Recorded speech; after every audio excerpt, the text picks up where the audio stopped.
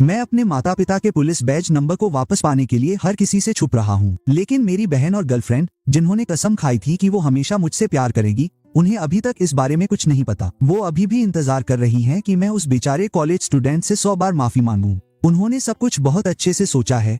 जिस दिन मैं माफी मांगूंगा वो मुझसे अपना गुनाह कबूल कर लेंगी। दरअसल हर बार जब उन्होंने पक्षपात किया तो वो बस उस बेचारे स्टूडेंट को उनकी जान बचाने का बदला चुकाने के लिए था। मेरे मिशन को स्वीकार करने के ठीक 1 महीने बाद उन दोनों ने खुशी खुशी मेरे घर आने का इंतजार करते हुए खाना बनाया। फिर मुझसे कहा कि अब उन्हें किसी का पक्ष लेने की जरूरत नहीं है, हम पहले की तरह खुशी खुशी रह सकते हैं, लेकिन बदले में उन्हें मेरी मौत की खबर मिलेगी। शहीद कब्रिस्तान में हर कब्र पर सूरज की रोशनी में श्रद्धा और सम्मान है। मैंने अपने हाथों में रखा गुलदस्ता नीचे रखा और अपने माता पिता की ब्लैक एंड व्हाइट तस्वीरें देखी। मेरी आंखों में आंसू थे। शहर की पुलिस सुरक्षा इकाई के कैप्टन टेलर अपने सहयोगियों की ओर देख रहे हैं। उनके चेहरे पर पहले जैसी दया नहीं बल्कि ठंडक और गंभीरता है। रयान, क्या तुम वाकई अपने माता पिता के बैज नंबर वापस पाना चाहते हो? तुम्हारे माता पिता वीर थे जिन्होंने अपने देश के लिए खुद को बलिदान कर दिया। वे बिना किसी पछतावे के मर गए, लेकिन माता पिता के तौर पर वे निश्चित रूप से नहीं चाहेंगे कि तुम भी यही रास्ता अपनाओ। ये तो बताने की जरूरत नहीं है कि अगर तुम्हारी बहन और गर्लफ्रेंड को पता चल गया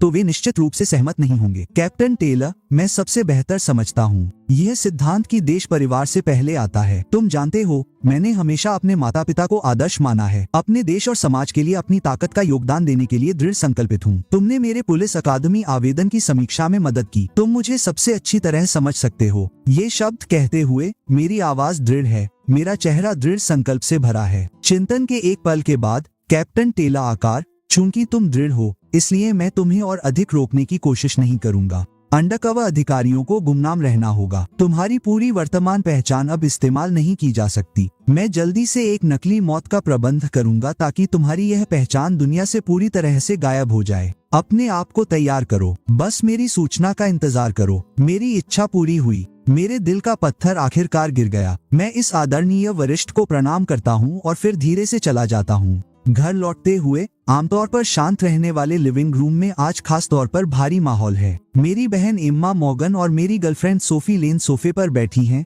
उनके चेहरे पर बहुत ही उदासी है। उनके बगल में टायलर नैश है, जिसके बाल चिड़िया के घोंसले की तरह छोटे कटे हुए हैं, जो शिकायतें कर रहा है। सुश्री मॉर्गन, सुश्री लेन, कृपया रयान को दोष न दें। मुझे पता है कि उसने मेरे बाल इस तरह नहीं काटे थे। उसे गुस्सा दिलाने के लिए ये सब मेरी गलती है, इसलिए उसने अपना सारा गुस्सा मुझ पर निकाल दिया। उसके दुखी विनती भरे चेहरे को देखकर मेरी बहन और भी क्रोधित हो जाती है। उसकी आवाज गुस्से से भरी होती है। तुम्हें उसका बचाव करने की जरूरत नहीं है। सोफी और मैं उसके बिगड़ैल अमीर लड़के वाले स्वभाव को सबसे अच्छे से जानते हैं। चिंता मत करो, आज हम तुम्हें न्याय जरूर दिलाएंगे। एम्मा मॉर्गन भी अपना रुख दिखाती है, फिर मुझे ठंडी नजरों से देखती है। उसकी आवाज सख्त है। रयान मॉर्गन, देखो तुमने क्या किया है। अभी टायलर से माफी मांगो। टायलर नैश के चेहरे पर आत्मसंतुष्ट मुस्कान देखकर मैं उदास भाव से चुप रह जाती हूँ। मैंने टायलर नैश को पिछले कुछ दिनों से देखा नहीं है। मैं अचानक उसके बाल कैसे काट सकती हूँ? यह टायलर नैश द्वारा खुद पर लगाए गए झूठे आरोपों में से एक है, लेकिन मैं सफाई नहीं देती क्योंकि मैं जानती हूँ कि चाहे मुझ पर कितना भी गलत आरोप क्यों न लगाया जाए, जब तक टायलर नैश बोलता रहेगा मेरी बहन और गर्लफ्रेंड उस पर यकीन करेगी। बेशक मेरी उदासीन अभिव्यक्ति देखकर एम्मा मॉर्गन और भी ज्यादा क्रोधित हो जाती है। मैं देखती हूँ कि तुम पूरी तरह से कानून विहीन हो गए हो। सोफी, किसी को उसे पकड़ कर रखना चाहिए। मैं उन्हें अविश्वास से देखती हूँ। इससे पहले कि मैं कुछ कह पाती, सोफी लेन ने लोगों को मुझे कसकर पकड़ने का आदेश दे दिया है, जिससे मैं हिल नहीं पा रही हूँ। इस बीच एम्मा मॉर्गन कैंची उठाती है, बिना किसी दया के मेरे बाल काट देती है। मेरे बाल जमीन पर गिरते हुए देखती है। मुझे बस अपने दिल में अचानक तेज दर्द महसूस होता है। मुझे याद है जब मैं छोटी थी, एम्मा मॉर्गन अनाड़ीपन से मेरे बालों में कंघी करती थी और कहती थी कि वह मेरी बहन है और भविष्य में मेरा अच्छा ख्याल रखेगी। हमारे माता पिता के कर्तव्य पर बलिदान होने के बाद मॉर्गन परिवार में केवल हम 2 भाई बहन ही बचे थे। मेरी बहन एम्मा मॉर्गन ने अकेले ही सब कुछ बनाया, मुझे पाला पोसा, पूरे दिल से प्यार किया। जब मैं 15 साल का था तो उसने मुझे अपनी सबसे अच्छी दोस्त सोफी लेन से मिलवाया। सोफी लेन को पहली नजर में ही मुझसे प्यार हो गया। जब मैं बड़ा हुआ तो उसने उत्सुकता से कबूल किया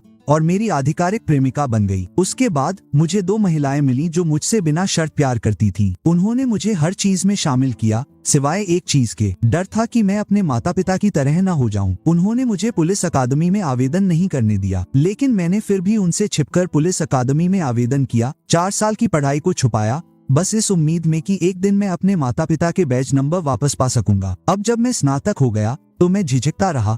मुझे नहीं पता था कि उन्हें भर्ती होने के बारे में कैसे बताऊं, जब तक कि टायलर नैश नहीं आया। मैंने पाया कि अब मुझे उनसे अलविदा कहने की जरूरत नहीं है। टायलर नैश मॉर्गन कॉर्पोरेशन द्वारा प्रायोजित एक गरीब छात्र है। निगम हर साल लाखों गरीब छात्रों को प्रायोजित करता है, लेकिन टायलर नैश एकमात्र ऐसा व्यक्ति है जो आभार व्यक्त करने हमारे घर आया। इतना ही नहीं, उसने मॉर्गन कॉर्पोरेशन में काम करने का रास्ता भी खोज लिया और एम्मा मॉर्गन और सोफी लेन के साथ घनिष्ठता बढ़ गई। जब मैं पहली बार टायलर नैश से दोबारा मिला तो मैं पहले से ही उसे नापसंद करता था। मुझे लगता था कि वह बहुत ही हिसाबी किताबी वाला है और टायलर नैश के बाद के व्यवहार ने इसे और भी साबित कर दिया। वह न केवल दयनीय बनना पसंद करता है, कई बार मुझ पर उसे चोट पहुंचाने का झूठा आरोप लगाता है। यहाँ तक कि पिछले साल के बड़े भूकंप के दौरान भी उसने मेरे कार्यों का श्रेय खुद ले लिया। एम्मा मॉर्गन और सोफी लेन दोनों को लगता है कि टायलर नैश ने उन्हें बचाने के लिए अपनी जान जोखिम में डाली, इसलिए वे तब से उसकी देखभाल कर रही हैं। लेकिन उस समय उन्हें बचाने के लिए मेरे पैर पत्थरों और मलबे से चिथड़े हो गए थे। मेरी उंगलियां गिरने वाले पत्थरों से स्पष्ट रूप से टूट गई थी। वह मैं था। बस उन्हें बचाने के बाद मैं थकावट से गिर गया और टायलर नैश ने अंततः श्रेय ले लिया। बार बार झूठे आरोप लगाए। मैं बहुत पहले से ही ठंडा हो चुका था, इसलिए मैंने उन्हें अपने माता पिता के बैज नंबर बहाल करने के बारे में बताने की योजना नहीं बनाई थी। फिर भी मैंने कभी नहीं सोचा था कि वे टायलर नैश के लापरवाह आरोपों के कारण बेरहमी से मेरे बाल इस तरह काट देंगे। बाल जमीन पर गिर जाते हैं। सोफी लेन कैंची छोड़ देती है। एम्मा मॉर्गन भी कैंची फेंक देती है। फिर दोनों टायलर नैश को दिलासा देने जाते हैं और उसे डिनर पर ले जाते हैं। शुरू से आखिर तक एक बार भी मेरी तरफ देखे बिना उनकी पीछे हटती पीठ को देखकर मैं बालों की कतरनों के बीच गिर जाता हूँ, दर्द से हंसता हूँ। अगली सुबह उठता हूँ। मैं अपने बेडरूम का दरवाजा खोलता हूँ और देखता हूँ कि एम्मा मॉर्गन और सोफी लेन बाहर मेरा इंतजार कर रही हैं, मुझ पर भौहें चढ़ा रही हैं। रयान, अब और नखरे मत करो। टायलर हमारे मॉर्गन परिवार का जीवन रक्षक है। तुम्हें उसके साथ अच्छा व्यवहार करना चाहिए। हम जिस व्यक्ति से सबसे ज्यादा प्यार करते हैं वह हमेशा तुम ही होगे। उसके साथ अच्छा व्यवहार करना उसकी दयालुता का बदला चुकाना है। इतनी व्यर्थ ईर्ष्या मत करो। मैंने पिछले 1 साल में ये शब्द बहुत बार सुने हैं। मैं इनसे तंग आ गया हूँ। मैं एक नंबर कहते हुए अपने होंठ हिलाता हूँ। 95। दोनों औरतें एक दूसरे को देखकर एक साथ पूछती हैं, 95 क्या? मैं चुपचाप उन्हें देखती हूँ। मेरी आवाज अब भी अविचलित पानी की तरह है। एम्मा मॉर्गन, सोफी लेन, टायलर नैश की खातिर तुमने मुझे 95वीं बार दुख पहुंचाया है। 100वीं बार तक जिस इंसान से तुम सबसे ज्यादा प्यार करने का दावा करती हो वो पूरी तरह से मर चुका होगा। सोफी लेन और एम्मा मॉर्गन के चेहरे पीले पड़ जाते हैं। रयान, ऐसी अशुभ बातें मत कहो। मैं हल्के से मुस्कुराती हूँ। मेरी आवाज पूरी तरह से ईमानदार है। मैं मजाक नहीं कर रही हूँ। एम्मा मॉर्गन को अब भी लगता है कि मैं नखरे दिखा रही हूँ और थोड़ा भान सिकोड़ रही है। सोफी और मैंने तुम्हें बहुत सुरक्षित रखा है। तुम्हें छूने की हिम्मत कौन करेगा? क्या हो सकता है? तुम कल कहाँ गई थी? तुम इतनी देर से घर क्यों आए? सोफी लेन को लगता है कि कुछ गड़बड़ है। एक और सवाल। मैं बोलने ही वाली थी कि फोन की घंटी बजती है और मेरी बात काट देती है। ये देखकर कि टायलर नैश का फोन है, एम्मा मॉर्गन जल्दी से जवाब देती है।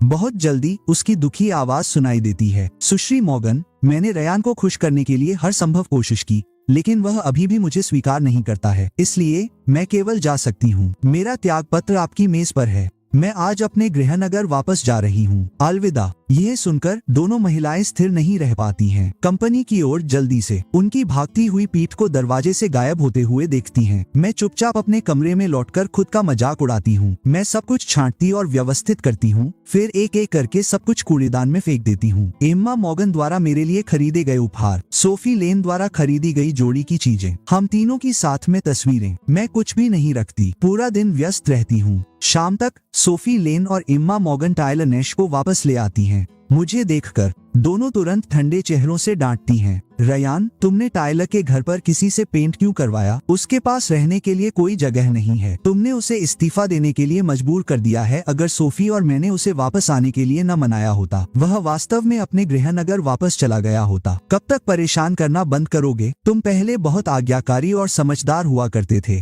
पिछले कुछ सालों में तुम इतने दुष्ट क्यों हो गए हो? क्या मैं ही बदल गया हूँ? क्या वे नहीं? उनके गुस्से भरे चेहरे को देखकर मेरी आंखें गहरी थकान से भर गई हैं। मैं अब और बेकार की सफाई नहीं देना चाहता। दोनों महिलाओं की आंखों में मेरी खामोशी एक स्वीकारोक्ति है। एम्मा मॉर्गन ठंडे स्वर में कहती है, तुम्हारी वजह से टायलर का घर अब रहने लायक नहीं रहा। उसे कुछ समय के लिए हमारे यहाँ रहना होगा। तुमने यह गड़बड़ की है। तुम्हारा कमरा सबसे अच्छा है। उद्धरण चिन्ह। सजा के तौर पर तुम टायलर को अपना कमरा दे देते हो। मैं उसकी तरफ देखता हूँ, बहस नहीं करना चाहता। बिना किसी हिचकिचाहट के सीधे चाबी टेबल पर रख देता हूँ। ठीक है, मैं जल्द ही जा रहा हूँ। फिर सोफी लेन भान सिकोड़ती है। टायलर को पराग से एलर्जी है। अब से घर में कोई ताजे फूल नहीं। मैं भी उसकी तरफ देखता हूँ। फिर बटलर को बुलाता हूँ। उसे रातों रात पीछे का पूरा गुलाब का बगीचा उखाड़ने के लिए कहता हूँ। उस समय मुझे गुलाब बहुत पसंद थे, इसलिए सोफी लेन ने पीछे गुलाबों का एक पूरा बगीचा लगाया था।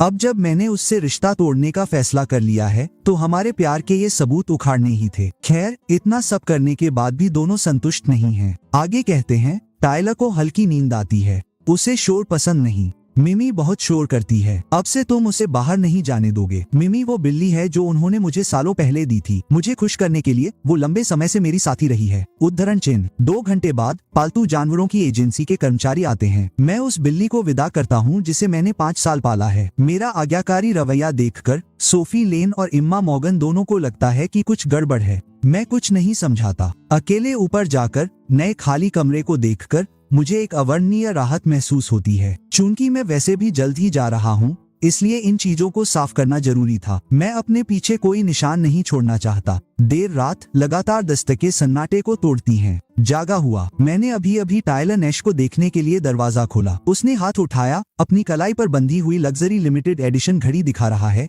उसके चेहरे पर आत्मसंतुष्टि झलक रही है। रयान, सुश्री मॉर्गन ने मुझे ये सुबह दी थी, लेकिन मैं ब्रांड को अच्छी तरह से नहीं जानता। क्या तुम मुझे ये दिखाने में मदद कर सकते हो कि यह किस स्टाइल की है? जाने से पहले इसकी कीमत कितनी है? मुझे उससे कोई लेना देना नहीं है, इसलिए दरवाजा खोलते समय पहली नजर में उसे देखकर मैंने उसे फिर से बंद करने की योजना बनाई। लेकिन वह घड़ी मेरी पुतलियां सिकोड़ देती है। यह आखिरी मोमेंटो है जो हमारे माता पिता उसके भाई बहनों के लिए छोड़ गए थे। एक बात, एम्मा मॉर्गन इसे किसी बाहरी व्यक्ति को क्यों देगी? वह तुम्हें यह घड़ी कैसे दे सकती है? इसे वापस करो। मेरी अभिव्यक्ति नाटकीय रूप से बदल जाती है। सहज रूप से घड़ी वापस लेना चाहता है। मुझे हाथ बढ़ाते देखकर टायलर नैश के चेहरे पर एक विजयी मुस्कान है। भागने के लिए मुड़ते हुए मैं उसका पीछा करता हूँ। उसे वापस बुलाने की कोशिश करता हूँ। फिर देखता हूँ कि वह मुझे छोड़ने से पहले आत्मसंतुष्ट रूप से मुस्कुरा रहा है और सीढ़ियों से लुढ़क रहा है। एक जोरदार धमाका हुआ और सोफी लेन और एम्मा मॉर्गन सतर्क हो गईं, जो अध्ययन में काम पर चर्चा कर रही थीं। दोनों ने देखा कि टायलर नैश खून से लथपथ पड़ा है।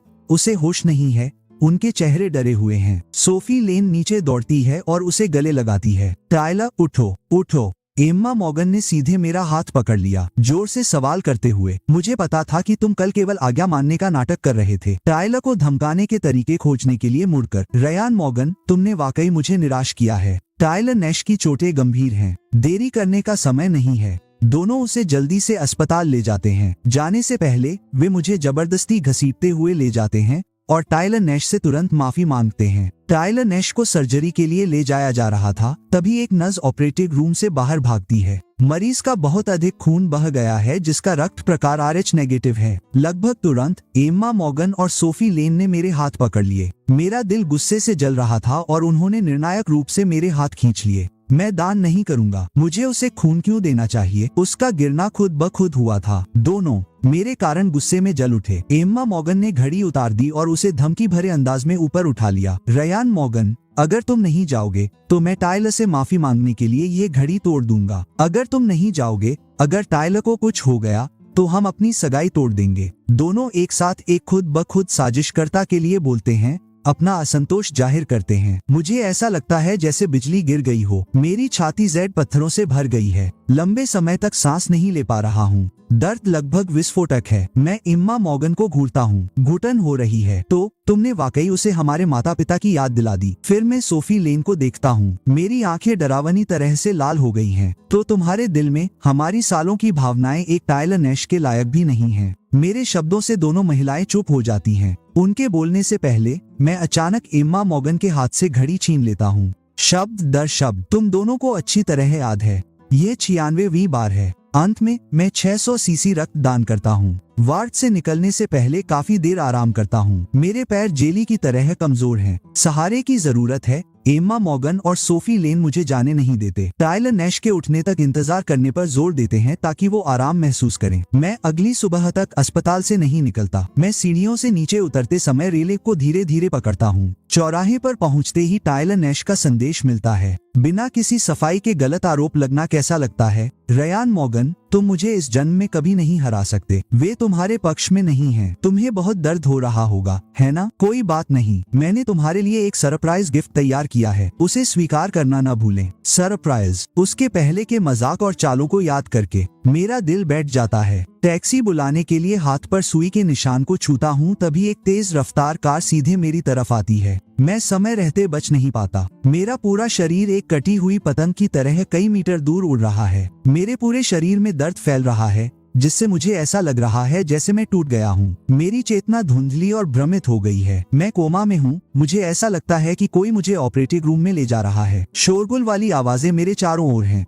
नैश वाला आदमी कल ही उठा था, अब उसे कुछ भी नहीं हुआ है, लेकिन वह कहता रहता है कि ये दर्द देता है और वह असहज है। सुश्री मॉर्गन और सुश्री लेन को अस्पताल पर एकाधिकार करने देना, उसकी जांच के लिए सभी उपलब्ध सर्जनों को भेजना। अब इस मॉर्गन वाले आदमी का अचानक कार एक्सीडेंट हो जाता है। एक भी सर्जन उपलब्ध नहीं है। अब हम क्या करें? जल्दी से जाकर पूछें, क्या सर्जरी के लिए कोई सर्जन आ सकता है? 10 मिनट बाद कोई वापस भागता है। लाचारी भरी आवाज। वे सहमत नहीं हैं। हमें घायल को दूसरे अस्पताल में स्थानांतरित करने के लिए कह रहे हैं। उन्होंने ये भी कहा कि वे सभी खर्चे उठाएंगे। स्थानांतरण? वह इतनी बुरी तरह से घायल है, वह स्थानांतरण कैसे सह सकता है? तो केवल उस नैश वाले आदमी की जान मायने रखती है, बाकी सभी की जान मायने नहीं रखती। शोरगुल वाली बहस मेरे कानों में गूंज रही है, फिर भी मुझे लगता है कि मैं कुछ भी साफ नहीं सुन पा रहा हूँ। मेरी आंखों में कोहरा छा गया है। अचानक मुझे वो दिन याद आ गए जब मुझे हल्का जुकाम और बुखार था। एम्मा मॉर्गन लगातार चिंतित थी। उसने कई डॉक्टरों को मेरी जांच के लिए बुलाया। सोफी लेन एक पल के लिए भी मेरे पास से नहीं हटी थी। वो मेरे साथ वही दवा लेती थी,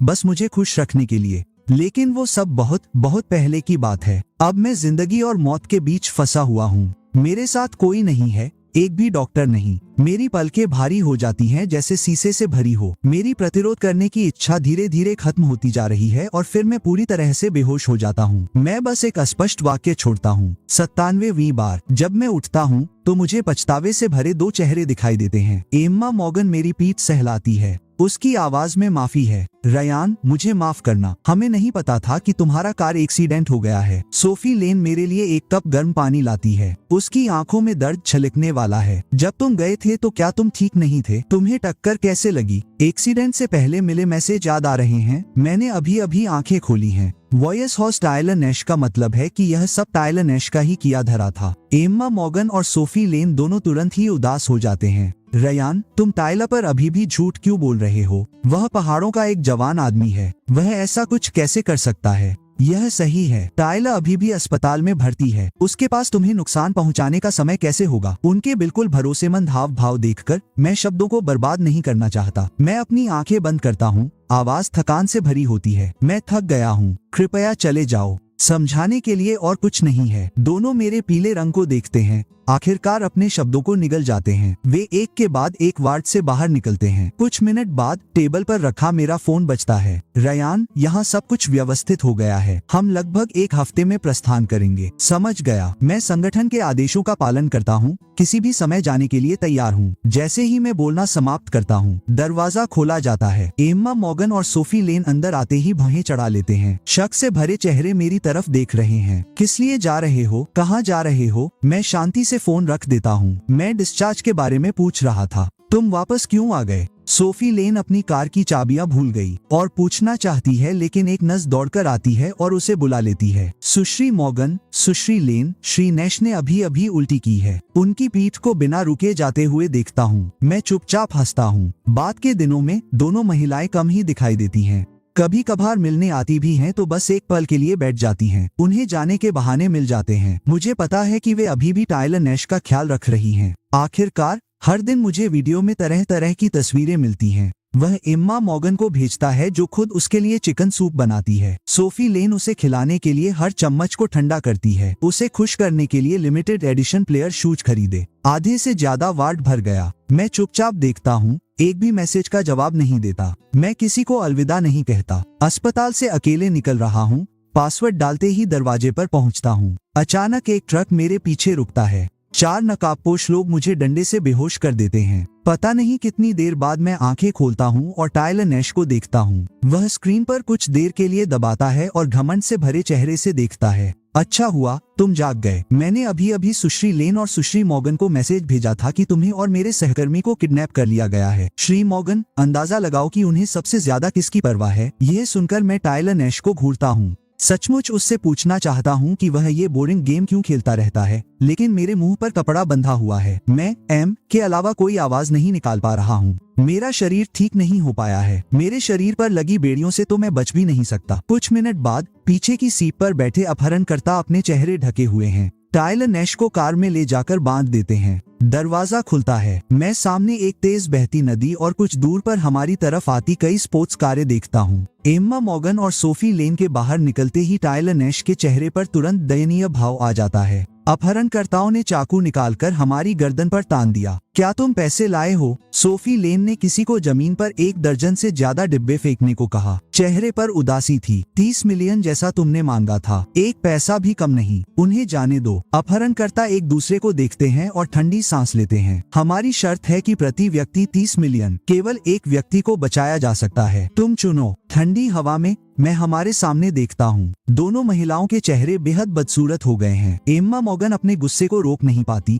लेकिन उन्हें भड़काने की हिम्मत नहीं करती। बातचीत करने के लिए अपने गुस्से को दबा सकती है। आधे घंटे और रुको, बाकी 30 मिलियन तुरंत भेज दिए जाएंगे। और इंतजार नहीं कर सकती। कौन जानता है कि तुम पुलिस को बुलाओगे। पहले जल्दी से एक व्यक्ति को चुनो, दूसरे को हम मछलियों को खिलाने के लिए नदी में फेंक देंगे। टायलर नैश और भी दयनीय रूप से रोता है, लगातार संघर्ष करता है। अपहरणकर्ता अपना मुंह बंद कर लेता है। सुश्री लेन, सुश्री मॉर्गन, मुझे बचाओ। मुझे तैरना नहीं आता और मैं मरना नहीं चाहता। गुस्से में आ गया। सोफी लेन और एम्मा मॉर्गन बातचीत करते रहते हैं, शर्तें जोड़ने की कोशिश करते हैं। इस बेहतरीन नाटक को देखते हुए मैं पूरे समय शांत रहता हूँ। अपहरणकर्ता फिर भी सहमत नहीं होते। उल्टी गिनती शुरू होने पर भी दोनों महिलाओं के चेहरे संघर्ष से भरे हुए हैं। उनकी निगाहें लगातार टायलर नैश और मेरे बीच झूल रही हैं। जब उल्टी गिनती 3 पर पहुंचती है तो आधे पुरुषों के शरीर पहले ही नदी से बाहर धकेल दिए जाते हैं। टायलर नैश खून जमा देने वाली चीख निकालता है। एम्मा मॉर्गन आखिरकार शांत नहीं रह पाती, चिल्लाती है, पहले टायलर को बचाओ। उसने एक बार हमें बचाया था, हमें पहले उसका बदला चुकाना होगा। उद्धरण चिन्ह। रयान, मुझ पर भरोसा करो, मैं तुम्हें जरूर बचाऊंगी। सोफी लेन के चेहरे पर भी दृढ़ संकल्प है। वह आगे कहती है, टायलर तैर नहीं सकता। रयान, चिंता मत करो, तुरंत हम लेस देन अज्ञात ग्रेटर देन तुम्हें बचाने आएंगे। उद्धरण चिन्ह। उनके दोषी भावों को देखकर मेरी ओर सीधे देखने की हिम्मत नहीं हुई। मेरे चेहरे पर छाई शांति आखिरकार टूट जाती है। जब वे हिचकिचा रहे थे तब से ही मैंने इस नतीजे का अनुमान लगा लिया था, लेकिन अब उन्हें खुद यह नतीजा कहते हुए सुनकर मुझे लगता है कि मेरे दिल की आखिरी उम्मीद की किरण भी टूट गई है। मैं हंसे बिना नहीं रह सकता। मेरी आंखें अंतहीन दुख से भर गईं। चुनने के बाद टायलर नैश को जमीन पर धकेल दिया जाता है। मुझे ऊंचे पुल से धकेल दिया जाता है। मैं 2 महिलाओं को टायलर नैश की ओर एक साथ दौड़ते हुए देखता हूँ। हताश होकर अपनी आंखें बंद कर लेता हूँ। ठंडी हवा मेरी त्वचा को चाकू की तरह काटती है। खून नहीं निकालती, लेकिन मुझे ऐसा लगता है जैसे मेरी खाल उतारी जा रही हो। मेरे शरीर के हर कोने में घना दर्द व्याप्त है, जिससे मैं इतना आहत हूँ कि मैं जीना नहीं चाहता। एक पल में मेरे दिमाग में कई तस्वीरें कौंध जाती हैं। दर्दनाक पतन। जब हमारे माता पिता की मृत्यु हुई तो मेरी बहन मुझे उनकी कब्र के सामने तड़पते हुए रो रही थी। उसने कहा कि वह हमेशा मेरी रक्षा करेगी। स्वीकारोक्ति के दिन सोफी लेन गुलाब का एक बड़ा गुलदस्ता और एक प्रेम पत्र पकड़े हुए थी, जिसमें कहा गया था कि वह हमेशा मुझसे प्यार करेगी, चाहे कुछ भी हो जाए। पिछले नए साल की पूर्व संध्या पर हमने साथ में गिलास उठाए और कहा कि हम तीनों कई साल साथ रहेंगे। बस ऐसे ही हम अलग हो गए। बर्फीली नदी का पानी मुझे नीचे खींचता है। मेरी चेतना धुंधली होती जा रही है। मेरी ताकत धीरे धीरे कम होती जा रही है। कीटाणुनाशक की जानी पहचानी गंध आ रही है। मुझे पता है कि मैं अस्पताल में वापस आ गया हूँ। मुझे लगता है कि मेरा पूरा शरीर टूट रहा है। अपनी आंखें खोलने के लिए संघर्ष कर रहा हूँ। 2 चिंता भरी निगाहों का सामना कर रहा हूँ। रयान, यह सब मेरी गलती है। मुझे तुम्हें अस्पताल से अकेले नहीं जाने देना चाहिए था। अगर तुम किसी को दोष देना चाहते हो तो मुझे दोष दो। टायलर, वह एक निर्दोष पीड़ित है। रयान, मुझे माफ कर दो, ठीक है। जब तुम पानी में गिरे थे हम तुरंत कूद गए। टायलर तैर नहीं सकता और उसने हम पर एहसान किया है। हमने जोखिम लेने की हिम्मत नहीं की, इसलिए मैं तुम्हें तड़पने दे सकता था। मैं वादा करता हूँ कि अगली बार ऐसा बिल्कुल नहीं होगा। मैंने पिछले साल में ये शब्द बहुत बार सुने हैं। मैं इनसे तंग आ गया हूँ। मैं असंतोष नहीं जता पाता और न ही सवाल करने की ताकत रखता हूँ। एक वाक्य बुदबुदाते हुए आवाज इतनी छोटी कि साफ सुनाई नहीं देता। दिन भर आराम करने के बाद 98वीं बार मैं आखिरकार सुरक्षित घर लौट आया। दरवाजा खोलते ही गुब्बारों से सजा लिविंग रूम दिखता है। तभी याद आता है कि आज मेरा जन्मदिन है। सोफी लेन खुद केक पेश करती है। एम्मा मॉर्गन पूरी टेबल का खाना पकाने के बाद अपना एप्रन उतारती है। हर साल की तरह अपना जन्मदिन मना रहा हूँ, लेकिन मेरे चेहरे पर खुशी का एक भी भाव नहीं है। बस यंत्रवत टेबल पर बैठा हुआ जन्मदिन का गीत सुन रहा हूँ, मोमबत्तियां बुझा रहा हूँ, बस एक इच्छा मांगने वाला हूँ। दरवाजा धड़ाम से खुलता है। लाल आंखों से भीगे टायलर नैश घर के दृश्य को देखकर दयनीय भाव से बोलता है, सुश्री मॉर्गन, सुश्री लेन, तो आप रयान का जन्मदिन मना रही हैं। मैं आपको एक जरूरी बात बताना चाहता था। चूंकि आप दोनों व्यस्त हैं, तो मैं आपको और परेशान नहीं करूंगा। इतना कहकर वह बिना किसी हिचकिचाहट के बाहर भाग जाता है। दोनों महिलाएं तुरंत खड़ी हो जाती हैं। मेरा दिल ऐश की ओर मुड़ जाता है। मैं उन्हें रोक नहीं पाता। मैं शांति से अपनी आंखें बंद करके अपनी इच्छा जारी रखता हूँ। मैं चाहता हूँ कि सोफी लेन और एम्मा मॉर्गन अब से सुरक्षित और स्वस्थ रहें, मेरे बिना किसी दुख के। उस शाम मैंने टायलर नैश को सोशल मीडिया पर अस्पताल में एक तस्वीर पोस्ट करते देखा। दो महिलाएं उसके दोनों ओर निष्ठापूर्वक पहरा दे रही थी। कैप्शन, मेरे एक शब्द से तुम सब कुछ छोड़कर मेरे साथ हो जाओगे। मैं शांति से अपना फोन बंद करता हूँ और ऊपर जाने के लिए मुड़ता हूँ। अगले ही पल दरवाजा खुलता है। एम्मा मॉर्गन और सोफी लेन दोनों उदास दिख रही हैं। उनके चेहरे पर थकान साफ झलक रही है, जैसे कुछ बड़ा हो गया हो। टायलर नैश के सोशल मीडिया पोस्ट के बारे में सोचते हुए अस्पताल में मेरे दिल में अचानक एक बुरी भावना जाग उठी और अगले ही पल एम्मा मॉर्गन मेरी ओर चली आई। रयान, टायलर को कैंसर है। कैंसर? यह सुनकर मुझे बिल्कुल भी आश्चर्य नहीं हुआ। ऐसा नहीं है कि मैं ठंडा हूँ, लेकिन मैंने टायलर नैश के सभी नाटकों को पहले ही समझ लिया है। वह इन दो महिलाओं के प्यार का आनंद ले रहा है। उसे अचानक कैंसर कैसे हो गया? बेशक इसका कोई उद्देश्य है। निश्चित रूप से अगले ही पल मैंने एम्मा मॉर्गन को भूकंप के दौरान बोलते हुए सुना। टायलर ने सोफी और मुझे बचाने के लिए अपनी जान जोखिम में डाल दी। इसी तरह हम बच गए। मैं उसे अपना सगा भाई मानता हूँ। अब जबकि उसे यह लाइलाज बीमारी है, उसकी बस यही इच्छा है कि सोफी उसकी अंतिम यात्रा में उसके साथ जाए, एक नकली शादी करे। यह सुनकर मेरा दिमाग कुछ देर के लिए खाली हो जाता है। मेरी पहली प्रतिक्रिया सोफी लेन को देखने की होती है, जो अंदर आने के बाद से चुप है, एक शब्द भी नहीं बोल रही है। मैं सहमत हूँ। सोफी लेन की आवाज घोड़े जैसी है। रयान, मैं सपाट बोल रहा हूँ। मैं समझता हूँ, एक जीवन बचाना 7 पिगोटा बनाने से ज्यादा पुण्य का काम है। तुम दोनों अपनी मर्जी करो। मुझे इतनी जल्दी मान जाते देख एम्मा मॉर्गन और सोफी लेन हैरान और खुश दोनों भाव दिखाती हैं। दोनों इसे ज्यादा महत्व नहीं देती हैं, बस मेरी 2 बार तारीफ करती हैं, फिर जल्दी से चली जाती हैं। मैं उनकी पीठ देखती हूँ, धीरे से हंसती हैं। क्या वाकई कोई शादी नकली हो सकती है? लेकिन असली या नकली, इससे कोई फर्क नहीं पड़ता। मैं जल्द ही जा रहा हूँ। इन सबका मुझसे कोई लेना देना नहीं है। रात भर की जल्दबाजी की तैयारियों के बाद होटल के बॉलरूम में इस शादी की शुरुआत होती है। हालांकि कहा जा रहा है कि यह नकली है। शादी का पैमाना और मेहमान दोनों ही सबसे ऊंचे स्तर पर हैं। मैं कोने में अकेला बैठा हूँ, हर तरफ से जांच पड़ताल करने वालों की निगाहों का सामना कर रहा हूँ। पूरे समय शांत भाव बनाए हुए हूँ। शादी का संगीत बज रहा है। मैं अपनी आंखों से देख रहा हूँ कि एम्मा मॉर्गन टायलर नैश का हाथ थामकर धीरे धीरे स्टेज पर जा रही है। वह उसे सोफी लेन को सौंप रही है। पूरे हॉल की तालियों और आशीर्वादों के बीच सहज शांति से समारोह के साथ आगे बढ़ते हुए मैं कोने में अकेला बैठा हूँ। एक बड़ी फूलों की सजावट मेरे शरीर को छुपा रही है। मुझे नहीं पता कि कितना समय बीत गया। मैं दिल खोलकर हंसने की आवाज से जागता हूँ। हाँ, बिल्कुल सही। मैंने अभी अभी कैंसर का झूठ बोला था। कुछ डॉक्टरों को पैसे दिए और उन्होंने तुरंत यकीन कर लिया। आवाज धीरे धीरे साफ होने लगती है। मैं बस अपनी आंखें खोलता हूँ, सीधे टायलर नैश को आते हुए देखता हूँ। एक पल में टायलर नैश तुरंत फोन काट देता है। उसका चेहरा घबराहट से चमक उठता है, फिर जल्दी से ऐसा दिखावा करता है कि कुछ नहीं हुआ। तुम यहाँ क्या कर रहे हो? क्या तुमने कुछ सुना? अभी अभी मैंने उसके चेहरे को ठंडे चेहरे से देखा। मैंने कुछ नहीं सुना। अगर मैंने सुना भी तो क्या हुआ? अगर मैंने उन्हें बताया भी तो वे यकीन नहीं करेंगे। इसके साथ ही मुझे टायलर नैश के रिएक्शन से कोई फर्क नहीं पड़ता। जाने के लिए खड़े होते हुए टायलर नैश स्वाभाविक रूप से आश्वस्त नहीं होता। पूरे दिन घबराया और चिंतित रहता है, लेकिन मुझे उसके बारे में कुछ भी बताते नहीं देखता। इसके बजाय ये शांत रिएक्शन उसे और भी बेचैन कर देता है। वह पूरी रात सोचता रहता है। आखिरकार उसे लगता है कि वह यूं ही बैठकर इंतजार नहीं कर सकता। अगले दिन घर पर कोई नहीं होने का फायदा उठाते हुए वह दालान में शराब की कई बोतलें डालता है, फिर उसे जलाता है। धुआं उठता है। जब आग सबसे ज्यादा भड़क जाती है तो टायलर नैश रोता है, सोफी लेन को पुकारता है। सोफी, तुम कहाँ हो? मेरे बेडरूम में आग लगी है, मैं बाहर नहीं निकल सकता, जल्दी से आकर मुझे बचाओ। मैं धुएं से भी जाग जाता हूँ। मैं 911 पर कॉल करता हूँ, फिर तौलिया भिगोने के लिए बाथरूम जाता हूँ और नीचे भागते हुए अपनी नाक ढंक लेता हूँ। सीढ़ियों पर पहुँचते ही मेरी मुलाकात एम्मा मॉर्गन और सोफी लेन से होती है। अंदर आते ही दोनों घबरा जाते हैं। धुएं में छिपी मेरी आकृति को न देखकर पागलों की तरह ऊपर की ओर भागते हैं। आग बहुत तेजी से जल रही है, लकड़ी के बीम भी गिर रहे हैं। वे पीछे नहीं हटते, दोनों शराबियों की तरह मास्टर बेडरूम की ओर भागते हैं। कुछ मिनट बाद मैं उन्हें टायलर नैश को बचाते हुए देखता हूँ, जबकि वे बाहर भाग रहे हैं।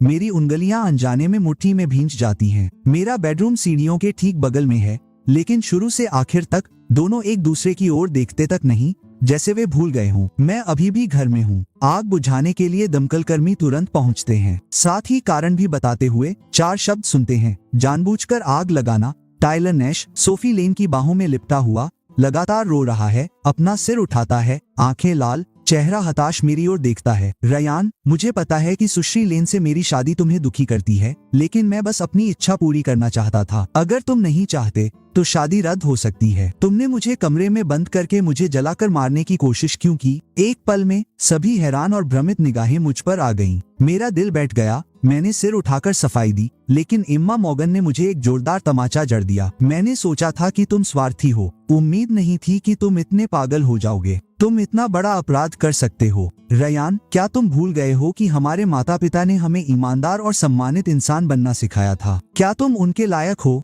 तमाचा गूंज उठा। मेरा चेहरा लाल हो गया। मेरे होठों पर बोले गए सारे शब्द रुक गए। 23 साल में यह पहली बार है जब एम्मा मॉर्गन ने मुझे मारा है, एक बाहरी व्यक्ति के लिए सही और गलत का भेद किए बिना। मैं सीधे अपने सामने वाले व्यक्ति को देखता हूँ। मेरे दिल में भावनाएं उमड़ रही हैं, होंठ और दांत बेकाबू होकर कांप रहे हैं। सोफी लेन टायलर नैश को खड़ा करने में मदद करती है, मेरी ओर निराशा भरी आंखों से देखती है। यह शादी शुरू से अंत तक मैंने ही तय की थी। टायलर को अब भी तुम्हारी भावनाओं की चिंता थी। उसने मुझे इसे रद्द करने की कई बार सलाह दी। मैंने इसे तुम्हारे सहमत होने के बाद ही आयोजित किया। तुम इतना गुस्सा क्यों हो रहे हो? अगर तुम्हें गुस्सा आता भी है तो उसे मुझ पर उतारना चाहिए, किसी लाइलाज मरीज को निशाना नहीं बनाना चाहिए। सोफी लेन और एम्मा मॉर्गन के बेकाबू गुस्से का सामना करते हुए मैं बस सांस नहीं ले पा रहा था। गहरी सांस लेने के लिए अपना मुंह खोल रहा था, मुश्किल से अपनी खोई हुई समझदारी को वापस पा रहा था। दमकल कर्मियों ने बस यही जांच की कि किसी ने जानबूझकर आग लगाई है। उन्होंने यह नहीं कहा कि मैंने आग लगाई है। तुम दोनों बस उसकी बात सुनो और यह निष्कर्ष निकालो कि यह मैंने किया था। दूसरी बात, मैं जानता हूँ कि मेरे माता पिता पुलिस अधिकारी थे। मैं रयान मॉर्गन ईमानदार और सम्माननीय हूँ। मैं किसी के साथ कुछ भी अनुचित नहीं करता,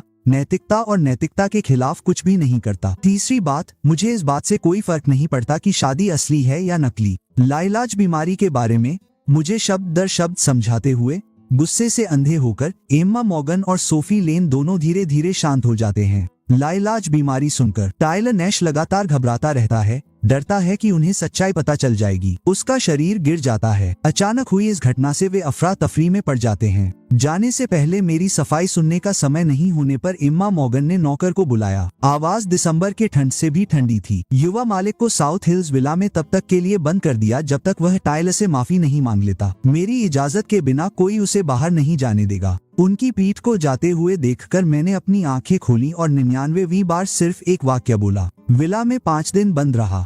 मैं अपने कमरे से एक बार भी नहीं निकला। सिर्फ 3 बार खाना समय पर पहुंचाया गया। कोई मुझसे मिलने नहीं आया। दिन पर दिन समय बीतता गया। जल्दी ही वह दिन आ गया जिस पर कैप्टन टेलर और मैंने सुबह होने पर सहमति जताई थी। मैं सोच रहा था कि वापस दस्ते में जाने के लिए किस हिंसक तरीके का इस्तेमाल करूं, तभी मुझे नीचे से शोर सुनाई दिया। एम्मा मॉर्गन और सोफी लेन टायलर नैश को वापस ला रही थी। कुछ देर बाद कई दिनों से बंद दरवाजा खुला। दोनों ठंडे चेहरों के साथ अंदर आए। मेरे बर्फीले चेहरे को देखकर आखिरकार उनकी आवाज नरम हुई। टायलर ने तुम्हें माफ कर दिया है और वादा किया है कि वह तुम्हारी गलती का पीछा नहीं करेगा। भविष्य में ऐसा दोबारा मत करना। सोफी और मैं तुम्हारी उतावलापन समझ सकते हैं, लेकिन हम ये बर्दाश्त नहीं कर सकते कि तुम बेहुदा हरकतें करो। मैं कुछ नहीं कहता, नीचे जाने के लिए मुड़ जाता हूँ। टायलर नैश लिविंग रूम में इंतजार कर रहा है। मुझे देखकर वह दयनीय ढंग से बोलता है, रयान, जो पहले हुआ वह मेरी गलती थी। यह सुनकर मैं तुमसे माफी मांगता हूँ। सोफी लेन और एम्मा मॉर्गन दोनों भौचक्की रह जाती हैं। तुमसे माफी मांगने वाला रयान है। टायलर, तुम्हें इस तरह खुद को नीचा दिखाने की जरूरत नहीं है। मैं उन्हें नजरअंदाज करता हूँ, जूते बदलता हूँ, बाहर जाने की तैयारी करता हूँ। एम्मा मॉर्गन को अचानक एक बुरा पूर्वाभास होता है।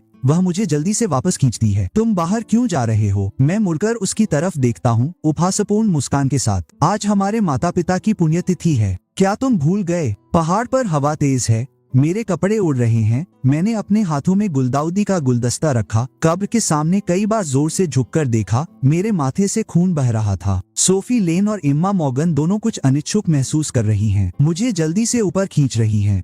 बस, हमारे माता पिता आपके दिल को जानते हैं। इतनी ईमानदारी से घुटने टेकने की जरूरत नहीं है। आप स्वस्थ रहें। स्वर्ग में हमारे माता पिता खुश होंगे। अब खुद को नुकसान न पहुंचाएं। अच्छे बने। ये देखकर बगल में खड़ा टायलर नैश भी काऊ के सामने झुक जाता है, जो दर्द से कराह रहा है। एक पल में दोनों महिलाएं उसे छोड़ देती हैं और उसे अपनी बाहों में भर लेती हैं। आंखों में दर्द भरा होता है। रयान, घुटने टेकना सही है, लेकिन टायलर को आपके साथ घुटने टेकने की जरूरत नहीं है। टायलर नैश पलके झपकाता है और आंसू पोंछता है। मुझे पता है कि मॉर्गन अंकल और आंटी बहुत बड़े हीरो हैं। यह भी जानता हूँ कि सुश्री लेन मुझे अपना भाई मानती हैं। मैं दिल से मॉर्गन परिवार का हिस्सा हूँ, इसलिए यह घुटने टेकना ही होगा। उसके समझदार तरीके को देखकर एम्मा मॉर्गन सीधी बैठ जाती है। उसकी नजरें फिर से मुझ पर उलझ जाती हैं। सोफी लेन भी एक आह भरती है। उसके घुटनों से धूल झाड़ने के लिए झुकती है। उसके माथे पर खून और भी ज्यादा बह रहा होता है। जल्दी से पट्टी के लिए पहाड़ से नीचे जाती है। एम्मा मॉर्गन को भी कार में कीटाणुनाशक रखने की याद आने पर बहुत दुख होता है। जल्दी करो, बहुत जल्दी। कब्रिस्तान में सिर्फ मैं और टायलर नैश रह जाते हैं।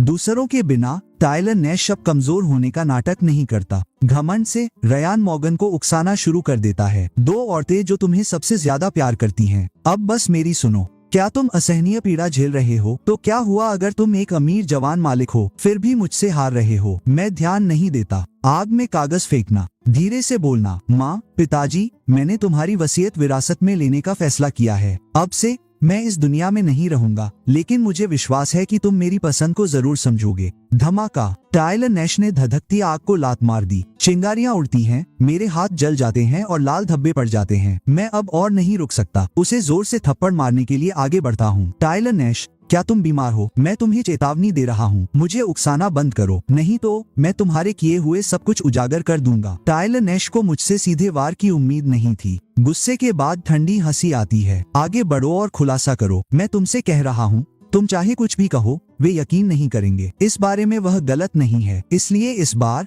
मैं कुछ नहीं कहूँगा। मैं उसे ठंडी नजरों से देखता हूँ। जाने के लिए मुड़ते हुए टायलर नैश मेरा हाथ पकड़कर पीछे आता है। रयान, इतना क्रूर मत बनो। मैं तुमसे कह रहा हूँ, मुझे तुम्हारे इस हाव भाव से सबसे ज्यादा नफरत है। अगर तुम छोटे मालिक हो तो क्या हुआ, जल्द ही तुम्हारी बहन और गर्लफ्रेंड दोनों मेरी होंगी। बस इंतजार करो और देखो कि क्या तुम मुझ पर यकीन नहीं करते। मैं अपना हाथ खींचना चाहता हूँ। टायलर नैश कसकर पकड़ता है। हम दोनों संतुलन खो देते हैं, साथ में खड़ी सीढ़ियों से लुढ़कते हैं। मेरा सिर सीधे दीवार से टकराता है। मेरे बालों से ताजा खून बह रहा है। तेज दर्द से मेरी नजरें धुंधली हो जाती हैं। उंगलियां घाव को छूती हैं। केवल मुट्ठी भर चिपचिपे लोहे की गंध महसूस होती है। आत्मा गायब हो गई। मेरा शरीर थक गया। मैं खून से लथपथ हालत में लेटा हुआ था और मेरी आंखों की रोशनी धीरे धीरे कम हो रही थी। मुझे दो चिंतित आवाजें सुनाई दे रही थी। टायलर, तुम सीढ़ियों से लुढ़ककर कैसे गिर गए? इतना खून बह रहा है। क्या बहुत दर्द हो रहा है? डरो मत, मैं तुम्हें तुरंत अस्पताल ले जाता हूँ। टायलर नैश दर्द से कराह रहा था। उसकी आंखों से लगातार आंसू बह रहे थे। तुम्हारे जाने के बाद रयान ने मुझे मिस लेन के साथ शादी के आयोजन का दोषी ठहराया और कहा कि वह मुझे सबक सिखाएगा। फिर मुझे धक्का देकर नीचे गिरा दिया। यह सुनकर सोफी लेन और एम्मा मॉर्गन के चेहरे काले पड़ गए, जैसे पानी टपकने वाला हो। वे जमीन पर पड़े व्यक्ति को ठंडे मन से देखने लगे। अब और बर्दाश्त नहीं कर पा रहे थे। रयान मॉर्गन, तुम हमारे माता पिता की कब्र के सामने ये सब करना कब बंद करोगे? क्या तुम्हें डर नहीं है कि वे देख लेंगे? रयान मॉर्गन, तुमने वाकई मुझे निराश किया है। मैं तुम्हें आखिरी बार चेतावनी दे रहा हूँ। अगर तुमने फिर से टायलर को बिना वजह चोट पहुंचाई तो एम्मा मॉर्गन समझेगी कि मेरा ये भाई नहीं है। उन्हें टायलर नैश की रक्षा करते देख मेरी आंखों की आखिरी रोशनी भी बुझ जाती है। मैं खून से लाल हुई जमीन को देखता हूँ, गले से कुछ शब्द निकालता हूँ, उन्हें 100वीं बार जवाब देता हूँ, जैसी आपकी मर्जी। दोनों महिलाएं मेरी बात समझ नहीं पाती। लेकिन टायलर नैश की चोटों को लेकर चिंतित हैं, इसलिए आगे मत पूछो। दोनों टायलर नैश के जाने का समर्थन करती हैं। जाने से पहले हवा में गूंजता सिर्फ एक क्रूर वाक्य छोड़ जाती हैं, तुम यहीं रहो और ध्यान से सोचो, जब तुम्हें होश आ जाए तो हम तुम्हें घर ले चलेंगे। उनके जल्दी जल्दी जाते हुए लोगों को देखकर मैं मुश्किल से अपना सिर हिलाता हूँ। आवाज बहुत छोटी है, वापस नहीं आना, फिर कभी वापस नहीं आना। मेरे गालों पर गर्म आंसू बहते हैं, फिर धीरे धीरे सूख जाते हैं, कोई निशान नहीं छोड़ते। जब खून बहना बंद हो जाता है तो मैं आखिरकार कुछ ताकत हासिल करता हूँ। पहाड़ से नीचे उतरता हूँ। गहरे लाल खून की सीढ़ियाँ एक लंबा निशान छोड़ जाती हैं। पहाड़ के नीचे एक कार खड़ी है। कैप्टन टेलर, जो तुरंत इंतजार कर रहा था, मुझ पर खून की गंध पाकर घबरा जाता है और मुझे सहारा देने के लिए आगे बढ़ता है। क्या हुआ? मैं अपना सिर हिलाता हूँ। आवाज घोड़ा, कुछ भी नहीं है, बस गिर गया। आज तो मौत का नाटक है ना? मुझ पर कोई स्पष्ट घाव नहीं दिख रहा है। कैप्टन टेलर को और शक नहीं होता। वह सिर हिलाता है और मेरी तरफ देखता है। उसकी आवाज बेहद गंभीर हो जाती है। Comrade Ryan Morgan, secret operation special force team में आपका स्वागत है। आज से आपकी पिछली सारी पहचान मिटा दी जाएगी। आपका कोई नाम नहीं है, कोई पहचान नहीं है, लेकिन आप एक हीरो हैं जिसका हर कोई सम्मान करता है। बैच नंबर 014890 आधिकारिक तौर पर फिर से सक्रिय हो गया है। सलाम। मैं धीरे से सलाम के लिए हाथ उठाता हूँ। पहाड़ जैसी दृढ़ आंखें, वफादार और अटल, उद्देश्य में अटल। कार का दरवाजा बंद होता है। एक नकली लाश को सड़क पर फेंक दिया जाता है, जो बिल्कुल वैसी ही कपड़े पहने होती है। एक तेज रफ्तार ट्रक उसे घसीटता हुआ ले जाता है और धीरे धीरे उसे मांस के पेस्ट में बदल देता है। त्वचा का एक भी टुकड़ा नहीं मिलता। टायलर नैश की प्रारंभिक जांच के बाद यह पुष्टि हो जाती है कि उसे कोई चोट नहीं आई है। सोफी लेन और इम्मा मॉर्गन दोनों राहत की सांस लेते हैं। उनके बगल में खड़े डॉक्टर मेडिकल रिपोर्ट को देखते हैं।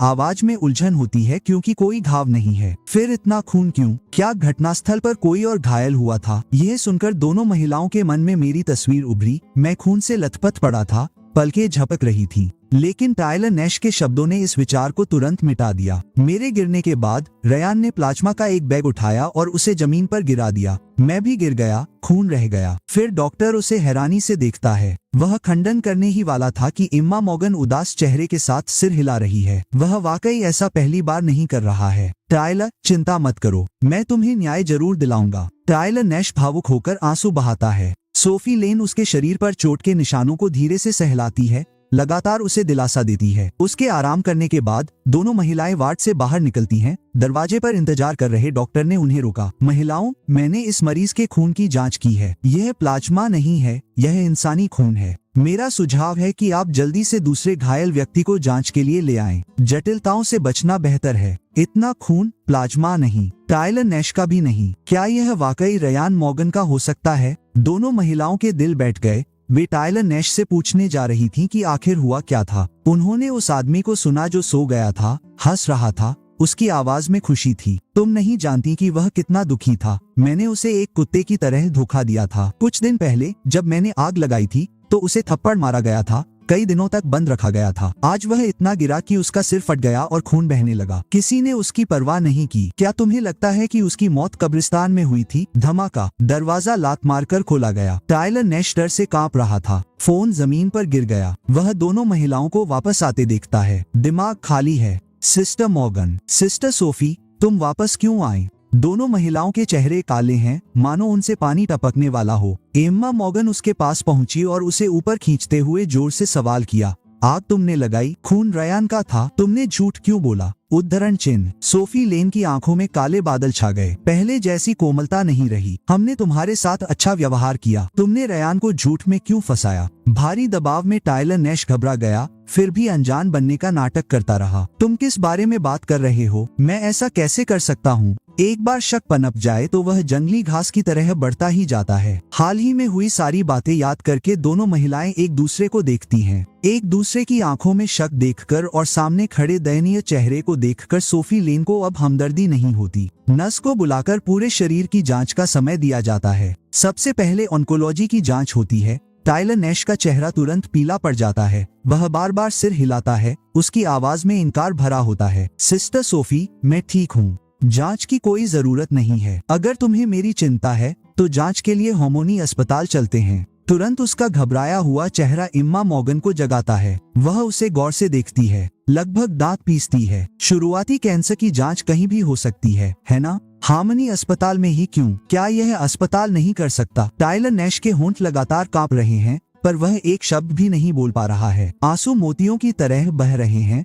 पर अब कोई उन्हें पहुंचने वाला नहीं है। नर्सें उसे जबरदस्ती जांच कक्ष में ले जाती हैं। आधे घंटे बाद जांच के नतीजे आते हैं। हम पुष्टि करते हैं कि श्री नैश बिल्कुल स्वस्थ हैं और उन्हें कैंसर नहीं है, हालांकि उन्होंने पहले ही अनुमान लगा लिया था। दरअसल यह नतीजा सुनकर सोफी लेन और एम्मा मॉर्गन अभी भी सांस नहीं ले पा रही हैं। दोनों स्पष्ट रूप से गिर जाती हैं, शक्तिहीन होकर कुर्सियों पर गिर जाती हैं। आंखें अब अपनी पहले जैसी जीवंत नहीं रह गई हैं। कैंसर नकली था, गिरने से निकला खून मेरा था। आग खुद टायलर नैश ने लगाई थी। फिर अपहरण, कार दुर्घटना, पेंट के छींटे, बाल कटवाना, पिछले साल में हुई हर घटना को याद करना। दोनों महिलाएं केवल बेतुका महसूस करती हैं, भ्रम से भरी आवाजें। अगर सब कुछ टायलर नैश का था, स्वनिर्देशित प्रदर्शन, तो क्या हम रयान के साथ अन्याय कर रहे हैं? अगर यह सब झूठे आरोप हैं, तो रयान ने क्यों नहीं बोला? एम्मा मॉर्गन के शब्द अचानक बीच में ही रुक जाते हैं। दोनों एकमत होकर हर बार कुछ होने पर दृश्य याद करते हैं। हर बार आने पर दोनों चुप हो जाते हैं। उन्होंने टायलर नैश को डांटते हुए देखा,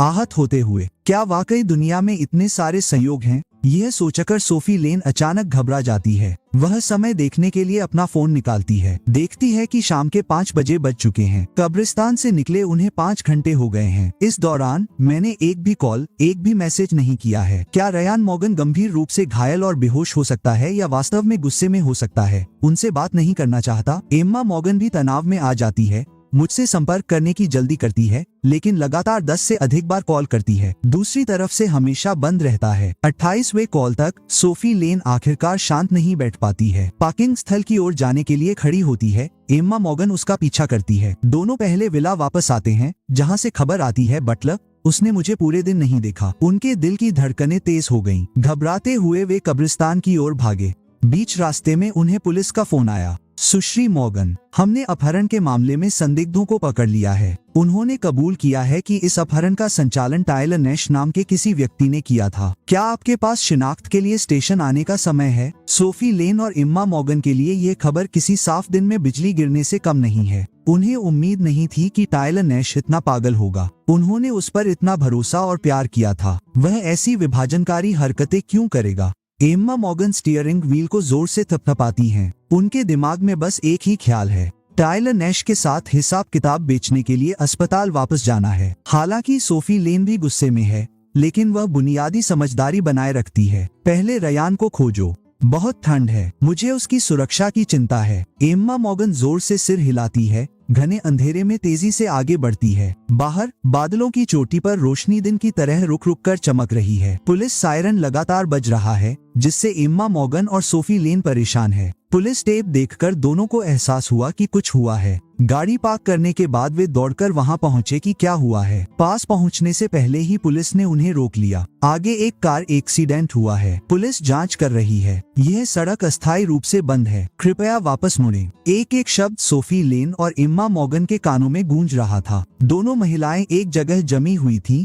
दोनों को ही अविश्वास था। एम्मा मॉर्गन का गला कई बार घूम रहा था, बोलने में दिक्कत हो रही थी। हम यहाँ किसी की तलाश में थे। मेरा भाई आज ग्रेव्स से मिलने गया था, अभी तक नहीं लौटा। अधिकारी को कुछ गड़बड़ का एहसास हुआ। उसने अपना फोन निकाला और फोटो एल्बम खोलकर उन्हें घटनास्थल से ली गई तस्वीरें दिखाईं। क्या आपके भाई ने आज काला कोट पहना था? स्क्रीन पर फटे काले कोट के टुकड़े और सीने पर चिर परिचित सफेद गुलदाउदी पिन देखकर एम्मा मॉर्गन के होश उड़ गए। सोफी लेन उसे सहारा देने के लिए दौड़ी। दिल ढोल की तरह धड़क रहा था। हाथ एक दूसरे को कसकर पकड़े हुए थे, आखिरी भ्रम को थामे हुए। आगे पूछ रहे थे, तुम कहाँ थे? ये कपड़े कहाँ मिले? रयान कहाँ है? अधिकारी ने भारी सांस ली और धीरे से अपना सिर हिलाया। आपके भाई का आज दोपहर कार एक्सीडेंट हो गया। उनकी मृत्यु हो गई है। मेरी संवेदनाएं, उद्धरण चिन्ह, मर गया। ये कैसे संभव है? आज दोपहर जब वे कब्रिस्तान से निकले, वह अभी भी ठीक था, उनसे बात कर रहा था। अभी आधा दिन ही हुआ था। वह कैसे चला गया? एम्मा मॉर्गन और सोफी लेन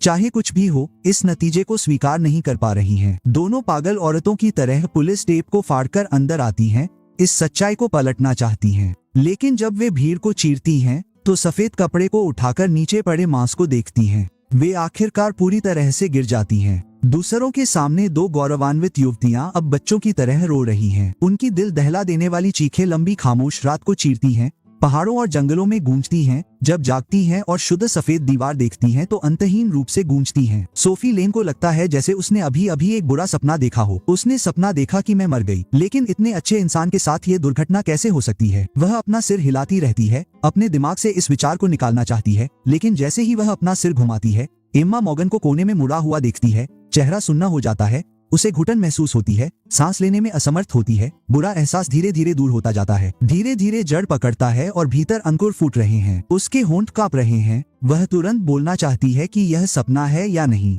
वार्ड का दरवाजा खोला जाता है। फाइलें लिए कई अधिकारी अंदर आते हैं। सुश्री लेन, सुश्री मॉर्गन। फोरेंसिक रिपोर्ट से हमने पुष्टि की है कि इस दुर्घटना में पीड़ित वास्तव में श्री रयान मॉर्गन हैं। दोनों महिलाओं ने एक साथ सिर उठाया। लाल आंखें लगातार चिल्ला रही हैं। असंभव, हमने कल रयान को देखा था, वह बिल्कुल ठीक था। कुछ कैसे हो सकता है? मेरे माता पिता पुलिस अधिकारी थे, मेरा भाई पुलिस अकादमी में गया था। वह आम लोगों से अलग है, वह मर नहीं सकता। युवा अधिकारियों को डर है कि वे घबरा जाएंगे और फिर से बेहोश हो जाएंगे। उन्हें सांत्वना देने के लिए जल्दी से आगे बढ़ते हैं। मामले के प्रभारी अधिकारी अपने चश्मे को ऊपर उठाते हैं, उनके शांत होने का इंतजार करते हैं। विशिष्ट स्थिति बताने से पहले हमने कब्रिस्तान के कैमरों की जांच की। पाया कि श्री मॉर्गन ऊंचाई से गिरे थे, उनके सिर से खून बह रहा था। आपने केवल दूसरे व्यक्ति को बचाया और चले गए। वह पहाड़ से नीचे जाने से पहले 1 घंटे से अधिक समय तक कब्रिस्तान में अकेले पड़े रहे, लेकिन अत्यधिक खून बहने के कारण वह सड़क पर बेहोश हो गए। उन्हें एक ट्रक द्वारा घसीटा गया। मौत। इस वर्णन को सुनकर ही एम्मा मॉर्गन और सोफी लेन अंदाजा लगा सकती हैं कि मंजर कितना भयावह रहा होगा। पुलिस कैमरों से ली गई कई तस्वीरें दिखाती है। सीढ़ियों पर खून के निशान और सड़क पर बेहोश पड़ी लाश को देखकर एम्मा मॉर्गन तड़प कर रो पड़ती हैं। सोफी लेन तस्वीरों को कसकर पकड़ लेती हैं। उनकी निगाहें बिखर चुकी होती हैं। उनके दिमाग में कल दोपहर की घटना घूमती रहती है जब टायलर नैश को कब्रिस्तान से बाहर निकलते वक्त सपोर्ट कर रही थी। आखिरी बार देखने के लिए मुड़ी तो मैं खून से लथपथ पड़ी थी, हिल नहीं रही थी, खामोश थी, कोई आवाज नहीं कर रही थी। उस पल उनके मन में आया कि वापस जाकर मुझे ले जाएं, लेकिन आखिर में मुड़ी नहीं। तो ये जुदाई, ये नजर आखिरी बन गई। पुलिस की पूरी कोशिश के बाद भी उन्हें शरीर के 60% टिश्यू ही मिले। रिपोर्ट में लिखा है कि बुरी तरह घसीटा और कुचला गया, चेहरे की पहचान नहीं हो पा रही। एम्मा मॉर्गन और सोफी लेन का खून जम गया। उन्हें अंदाजा नहीं है कि मौत से पहले मैंने कितना दर्द सहा होगा। हड्डियां टुकड़े टुकड़े हो गईं, मांस नोचकर गूदा बना दिया गया। पूरे शरीर पर एक भी चमड़ी का टुकड़ा नहीं।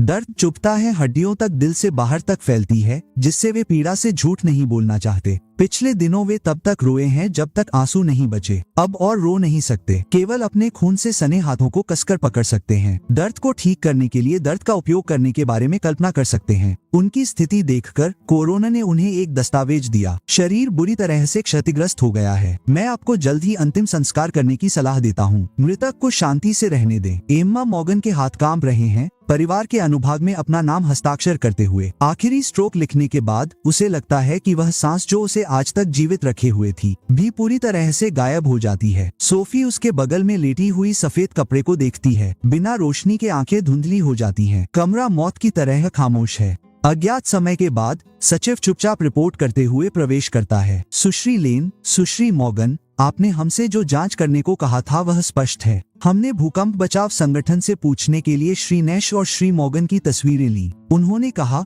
उस साल लोगों को बचाने के लिए जिसने सब कुछ दांव पर लगा दिया वह श्री मॉर्गन थे। उस समय संगठन के सभी लोगों को लगा कि उस क्षेत्र में कोई भी जीवित नहीं बचा है, लेकिन उसने मलबे के बीच खुदाई करने पर जोर दिया। आपको बचाने से पहले 2 दिनों तक उस क्षेत्र में अकेले खुदाई करते हुए अंततः थकावट से गिर गया। लंबे समय तक ठीक हो रहा था। यह खबर सोफी लेन और एम्मा मॉर्गन के दिल में एक ब्लेड की तरह चुभती है। दोनों एक पल के लिए चौंक गईं। चेहरे पर रंग नहीं था। पता चला कि उनके जीवन रक्षक कभी टायलर नैश नहीं थे, बल्कि वह व्यक्ति था जिसे उन्होंने बार बार पक्षपात किया और कई बार चोट पहुंचाई। एक पल में उनके दिल आग से जल उठे। बेहद पीड़ादायक, चौंकाने वाली खबर रुकती नहीं है। हमने उन ठगों की भी जांच की जिन्होंने पहले पेंट छिड़का था। उन्होंने कबूल किया कि सब कुछ टायलर नैश द्वारा निर्देशित था। यहाँ तक कि पिछली लूट, बार उत्पीड़न सभी स्वयं निर्देशित प्रदर्शन थे। पहले से निर्धारित दुखद वास्तविकता में ये विलंबित सत्य इतने बेतुके और हास्यास्पद हैं। उनका आत्मधर्मी आभार वास्तव में बदला लेने के साथ दया का भुगतान कर रहा था।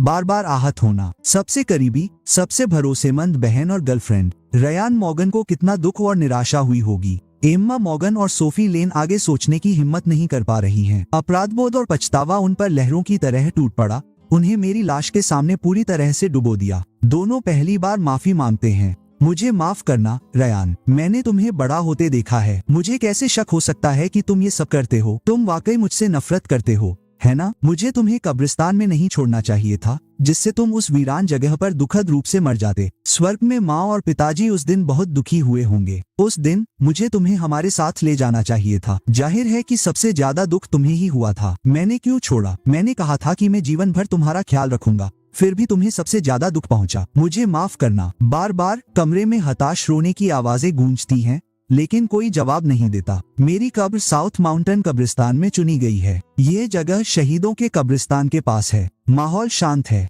बहुत कम लोग गुजरते हैं। दफन के दिन एम्मा मॉर्गन ने कब्र को पकड़ रखा है। सोफी लेन ने तस्वीर उठाई है। हल्की बारिश में पहाड़ पर चढ़ना। अंतिम संस्कार में शामिल होने वाले मॉर्गन परिवार के कुछ सदस्यों को छोड़कर बाकी मेरे पुराने सहपाठी हैं। अब ब्लैक एंड व्हाइट फोटो देखकर हर कोई यकीन नहीं कर पा रहा है, इतना अच्छा इंसान अचानक कैसे चला गया, क्योंकि मौत की खबर इतनी अचानक आई। हर किसी का मूड भारी है। यह पूछने को मन नहीं कर रहा कि आखिर हुआ क्या। मैंने रयान को अभी 1 महीने पहले ही देखा था। मैंने उसे 2 महीने बाद अपनी शादी में बुलाया था। वह आने के लिए तैयार भी हो गया था। मुझे क्यों लग रहा है कि यह कार एक्सीडेंट था? एम्मा, आखिर हुआ क्या था? हमने रयान को बड़ा होते देखा। चाचा सच बोलेंगे, वह तुम्हारा सगा भाई था जो अपनी बहन की तरह ही जवानी में मर गया। तुमने विदाई की तैयारी क्यों नहीं की? सबके सवालों और आरोपों का सामना करते हुए एम्मा मॉर्गन जमीन पर घुटनों के बल बैठ जाती है। बड़ों के सामने कई बार गिड़गिड़ाती है। आवाज में गम भरा होता है। यह मैं हूँ जिसने बहन होने का अपना फर्ज नहीं निभाया, अपनी जिम्मेदारी नहीं निभाई। यह मैं हूँ जिसने रयान को मार डाला। अगर मैं उस पर बेवजह गुस्सा न होती तो उसके साथ कुछ न होता। वह ऐसा न कर पाता। सड़क पर बेहोश हो गए और कार एक्सीडेंट हो गया। सोफी लेन मन ही मन दोषी है। वह भी दबाव नहीं सह सकती। कब्र के सामने घुटने टेकते हुए मैं भी दोषी हूँ। मैंने रयान को निराश किया। मुझे टायलर नैश की एक तरफा कहानी पर तब विश्वास नहीं करना चाहिए था जब वह सबसे ज्यादा दुख में था, सबसे ज्यादा संघर्ष कर रहा था। मैं फिर भी एक तरफ खड़ी रही। मैं उसकी गर्लफ्रेंड बनने के लायक नहीं हूँ। दोनों के तड़पते पश्चाताप को सुनकर हर कोई चुप हो जाता है। मॉर्गन परिवार के बुजुर्ग आह भरते हैं, उन्हें केवल अंतहीन निराशा से देखते हैं। एम्मा, तुम्हारे माता पिता की जल्दी मृत्यु हो गई। रयान को तुमने अकेले पाला है। वह बचपन से ही समझदार और आज्ञाकारी रहा है, सब कुछ अंदर रखता है, बस तुम्हें परेशान करने से डरता है। मैंने सोचा था कि उसकी बहन होने के नाते तुम समझ जाओगी, तुम्हारा भाई, लेकिन तुम इतने मूर्ख कैसे हो सकते हो? रयान इतना दयालु बच्चा था। एक बाहरी व्यक्ति के लिए तुमने उसे इस तरह चोट पहुंचाई। सोफी, तुम ऐसी कैसे हो गई? सोफी लेन और एम्मा मॉर्गन के रंग धीरे धीरे मुरझाते हैं। रुक रुक कर हल्की बारिश होती है। शोक मनाने वाले आते जाते रहते हैं। आकाश धीरे धीरे अंधेरा होता जा रहा है। दोनों अभी भी जाने से इनकार कर रहे हैं। कब्र पर लगे चेहरे को देख रहे हैं। दोनों अचानक घबरा जाते हैं। यह फोटो तब की है जब मैं 18 साल का था। उन्होंने खुद मेरी जवानी की फोटो ली थी। उस समय एम्मा मॉर्गन का करियर फल फूल रहा था। युवा जोड़े की भावनाएं भावुक थीं। तीनों एक नए विला में रहने लगे, खुशियों की आस में। उन्हें लगा कि सारी मुश्किलें खत्म हो गई हैं। कुछ ही सालों में भविष्य अप्रत्याशित रूप से सहज हो जाएगा। सब कुछ पानी में चांद, आईने में फूल जैसा हो गया। सारी खूबसूरती को नष्ट करने वाले अपराधी वे खुद थे। अगर वे मेरे साथ मजबूती से खड़े होते, अगर वे सच्चाई का पता लगाने में थोड़ा और धैर्य रखते, अगर वे मेरी ज्यादा परवाह करते, तो सब कुछ अलग होता। लेकिन इस दुनिया में अगर नहीं होता, पछतावे की कोई दवा भी नहीं है। अंतहीन माफी और अनंत अपराधबोध उनके दिलों में जमा हो जाता है। दर्द बन जाता है जिसे वे कभी छोड़ नहीं पाते। 7वें दिन मानसिक अस्पताल में बंद। टायलर नैश को लगभग पागल कर दिया गया है। उसे पूरी रात नींद नहीं आई है। हर बार जब वह उठता है, उसे पूरे कमरे में यातना दी जाती है। मानसिक रोगी उसके मुंह में जबरदस्ती खाना ठूंसते हैं, जानबूझकर उसके सिर को दीवारों से पटकते हैं, उसके हाथों को छोटे छोटे पत्थरों से काटते हैं। छोटे बड़े, नए पुराने घाव एक दूसरे से जुड़े होते हैं। यहाँ तक कि उसके चेहरे पर जलने के छाले भी हैं। आईने में अपने अमानवीय चेहरे को देखकर लगता है कि टायलर नैश गिरने वाला है। वह सभी के सोने का फायदा उठाकर दरवाजे के पास जाता है और मदद के लिए दस्तक देता है। लेकिन नर्स हो या स्टाफ, सभी ऐसे पेश आते हैं जैसे उन्हें कुछ दिखाई नहीं देता। उसे अनदेखा करते हुए कोई भी पागल की मदद के लिए पुकार पर ध्यान नहीं देता, खासकर उस पागल को जिसे ऊपर से विशेष देखभाल का आदेश दिया गया हो। इसलिए टायलर नैश इतना चिल्लाता है कि उसके गले से धुआं निकलने लगता है, लेकिन उसे कोई प्रतिक्रिया नहीं मिलती। अंत में वह भी हताश हो जाता है और जमीन पर गिर जाता है। कभी चमकती आंखें, अब खून से लथपथ, थकान और निराशा से भरी हुई। मौसम बहुत ठंडा है, खुले अंग ठंड से जल्दी ही बैंगनी हो जाते हैं। घाव अभी तक नहीं भरे हैं, मवाद का इस्तेमाल करें। उसे ऊपर से कदमों की आहट सुनाई देती है। बुझता हुआ आतंक फिर से जाग उठा। जागो, सब जाग गए, दुस्वप्न फिर से आने वाला है। टायलर नैश कोने में सिमट गया। जब वह सबसे ज्यादा डरा हुआ था तब उसका पूरा शरीर बेकाबू होकर कांप रहा था। दो साए उस पर मंडरा रहे थे। वह दो जाने पहचाने चेहरों को देखता है, तुरंत उनके पैरों से लिपट जाता है और रोने लगता है। मुझे पता है कि मैं गलत था, सिस्टर मॉर्गन, सिस्टर सोफी, मुझे रयान को नुकसान नहीं पहुंचाना चाहिए था। मैं तुमसे वादा करता हूँ ऐसा दोबारा कभी नहीं होगा। चूंकि मैंने एक बार तुम्हें बचाया था, इसलिए मुझे माफ कर दो। कल मैं शहर छोड़ दूंगा, मैं फिर कभी तुम्हारे सामने नहीं आऊंगा, मैं कसम खाता हूँ। टायलर नैश को देखकर दोनों को केवल घृणा महसूस होगी। एम्मा मॉर्गन उसे जोर से लात मारती है। बिना किसी दया के सोफी लेन उसे देखती है। दिसंबर के ठंड से भी ज्यादा ठंड है। वह अपने हाथ में चाबियां लटकाती है। आवाज बेहद ठंडी है। जाना चाहते हो? ठीक है, कुछ सवालों के जवाब दो। जब तक तुम सच बोलते हो, हम लेस देन अज्ञात ग्रेटर देन तुम्हें चाबियां देंगे। अगर एक भी झूठ है तो तुम रिटायरमेंट के लिए यहीं रहो। ये सुनकर टायलर नैश के दिल में उम्मीद जगी। जल्दी से रवैया दिखाने की कोशिश कर रहा है। मैं सब कुछ बताऊंगा, बस मुझे माफ कर दो। हमने तुम्हारे साथ दिल से पेश आया। तुमने हमारे और रयान के बीच दरार क्यों डाली? टायलर नैश सहज रूप से कांपता है, झूठ बोलना चाहता है, लेकिन दो निगाहें उसे जिंदा निगल जाना चाहती हैं। वह अब और झूठ बोलने की हिम्मत नहीं करता, अपना दिल खोलकर रख देता है। मुझे बस जलन हो रही थी कि उसके पास ऐसे लोग हैं जो उससे प्यार करते हैं। मैं भी उसके जैसा बनना चाहता था, एक सफल अमीर युवा मालिक जो आराम से रहता है। बस इस स्वार्थ के लिए रयान की दुखद मौत हो गई। सोफी लेन अपनी मुठियां भींच लेती है, नाक में दम, आंखें बंद। तुम्हें जो चाहिए था वो मिल गया, तो फिर उसे बार बार क्यों फंसाते रहते हो? मुझे बस सुरक्षा की कमी खल रही थी। मैं साबित करना चाहता था कि मैं तुम्हारे दिलों में उससे ज्यादा महत्वपूर्ण हूँ। हर बार तुम्हें चुनना था, तुम्हें मेरी रक्षा करते देखना, वो मेरे जीवन के सबसे खुशी के पल थे। मुझे आखिरकार पता चला कि मैं भी प्यार के लायक हूँ। हर शब्द ठंडे तीर की तरह एम्मा मॉर्गन को चुभ रहा था और सोफी लेन के दिल। असहनीय अतीत एक ऐसी खाई बन जाता है जिसे वे कभी पार नहीं कर सकते। उनके दिलों में जटिल भावनाएं उमड़ती हैं जिससे वे शांत नहीं रह पाते। परीक्षा से पहले वे आखिरी सवाल पूछते हैं, इस बार क्या तुम्हें अपने किए पर पछतावा है? पछतावा, यह शब्द सुनते ही टायलर नैश की आंखें अचानक चमक उठती हैं। उसे समझ नहीं आता कि उन्हें सच पता होने के बावजूद यह निरर्थक सवाल क्यों पूछा जा रहा है। पश्चाताप का क्या फायदा? टायलर नैश को ऐसा नहीं लगता, लेकिन जीवित रहने की इच्छा के कारण वह फिर भी दो आंसू बहा लेता है। बेशक मुझे सचमुच पछतावा है। मुझे मिस्टर मॉर्गन को नुकसान नहीं पहुंचाना चाहिए था। हालांकि वह मेरे साथ उतने अच्छे नहीं थे जितने तुम थे, लेकिन तुम झूठ बोल रहे हो। इस बार एम्मा मॉर्गन आखिरकार समझ जाती है टायलर नैश के बेशर्म झूठ। वह अपनी मुट्ठी उठाए बिना नहीं रह सकती। अपने दिल का सारा गुस्सा और दर्द उस पर उतार रही है। घूंसे के बाद घूंसा। लंबे अंधेरे गलियारे में पीड़ा की चीखें लगातार गूंजती हैं। सोफी लेन ठंडे मन से देखती है। एम्मा मॉर्गन के बारे में एक शब्द भी नहीं बोलती, निर्णायक रूप से रुक जाती है। वह उस पीटे हुए, पहचाने न जा सकने वाले व्यक्ति को देखती है जो ईमानदार न होने के कारण अपने हाथ की चाबियां बाहर नाली में फेंक देता है। तुम यहाँ रहकर मरने का इंतजार कर सकते हो। अपनी एकमात्र जीवन रेखा को बंद देखकर टायलर नैश चक्कर आने के बावजूद भी अभिनय करना बंद कर देता है। वह रेंगने के लिए संघर्ष करता है। उसका चेहरा खून से लथपथ है, चेहरे पर नफरत भरी अभिव्यक्ति है। क्यों? जब तुम उच्च वर्ग का जीवन जी रहे हो तो मुझे यहाँ यातना क्यों सहनी चाहिए? मुझे पश्चाताप क्यों करना चाहिए? स्पष्ट रूप से तुम बहुत मूर्ख हो। इतना सरल खेल मैंने इसे कई बार खेला और तुम्हें कभी एहसास नहीं हुआ। हा हा हा, अगर तुम न होते तो मैं उसे कैसे फंसा सकता था? उसने जो भी कष्ट सहे, तुम और मैं दोनों अपराधी हैं। खूनी सच्चाई सामने आ गई। सोफी लेन और एम्मा मॉर्गन दोनों स्तब्ध हैं। कोशिश करने के बावजूद सांस नहीं ले पा रहे हैं। वे उसे गौर से घूरते हैं। आंखें आग उगलना चाहती हैं,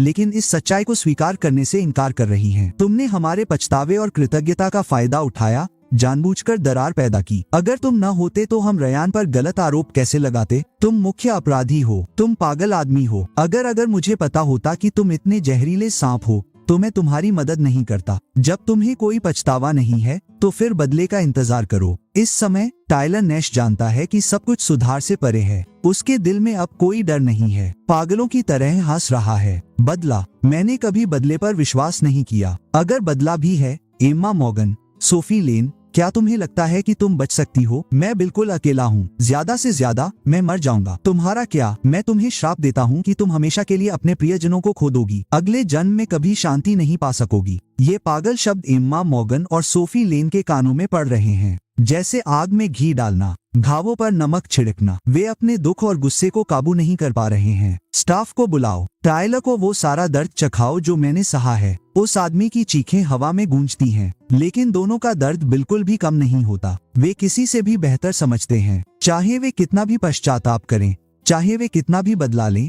रयान मॉर्गन कभी वापस नहीं आएगा, उन्हें कभी सुलह का मौका नहीं मिलेगा। रात ने दोनों के थके हारे और अकेलेपन को पूरी तरह निगल लिया। शांत कार में केवल तेज सांसें ही रह गईं, हालांकि वे मानसिक अस्पताल से बाहर निकल चुके थे। प्रियजनों को हमेशा के लिए खोने का श्राप अभी भी उनके कानों में गूंज रहा है। एम्मा मॉर्गन ने अपनी आंखें बंद कर ली हैं, आस्तीन में हाथ कांप रहे हैं। सोफी लेन ने अपना चेहरा ढक लिया है, उसकी उंगलियों से आंसू बह रहे हैं। हड्डियों को भेदने वाला दर्द तूफान की तरह टूट रहा है। लोग कहते हैं कि समय दर्द को कम कर देता है, लेकिन सोफी लेन और एम्मा मॉर्गन पर इस कहावत का कोई असर नहीं होता। दिन ब दिन मेरी सारी यादें साफ होती जा रही हैं। समय के साथ जली हुई कोठी फिर से बन गई है। दोनों वापस चले गए हैं। कमरे का सारा सामान वैसा ही है। गुलाब का बगीचा फिर से लगाया गया है। दूर भेजी गई बिल्ली भी वापस आ गई है। सब कुछ बदला हुआ लगता है, लेकिन हर कोई जानता है कि सब कुछ बदल गया है। वह लड़का जो बालकनी में बैठकर चाय बनाता था,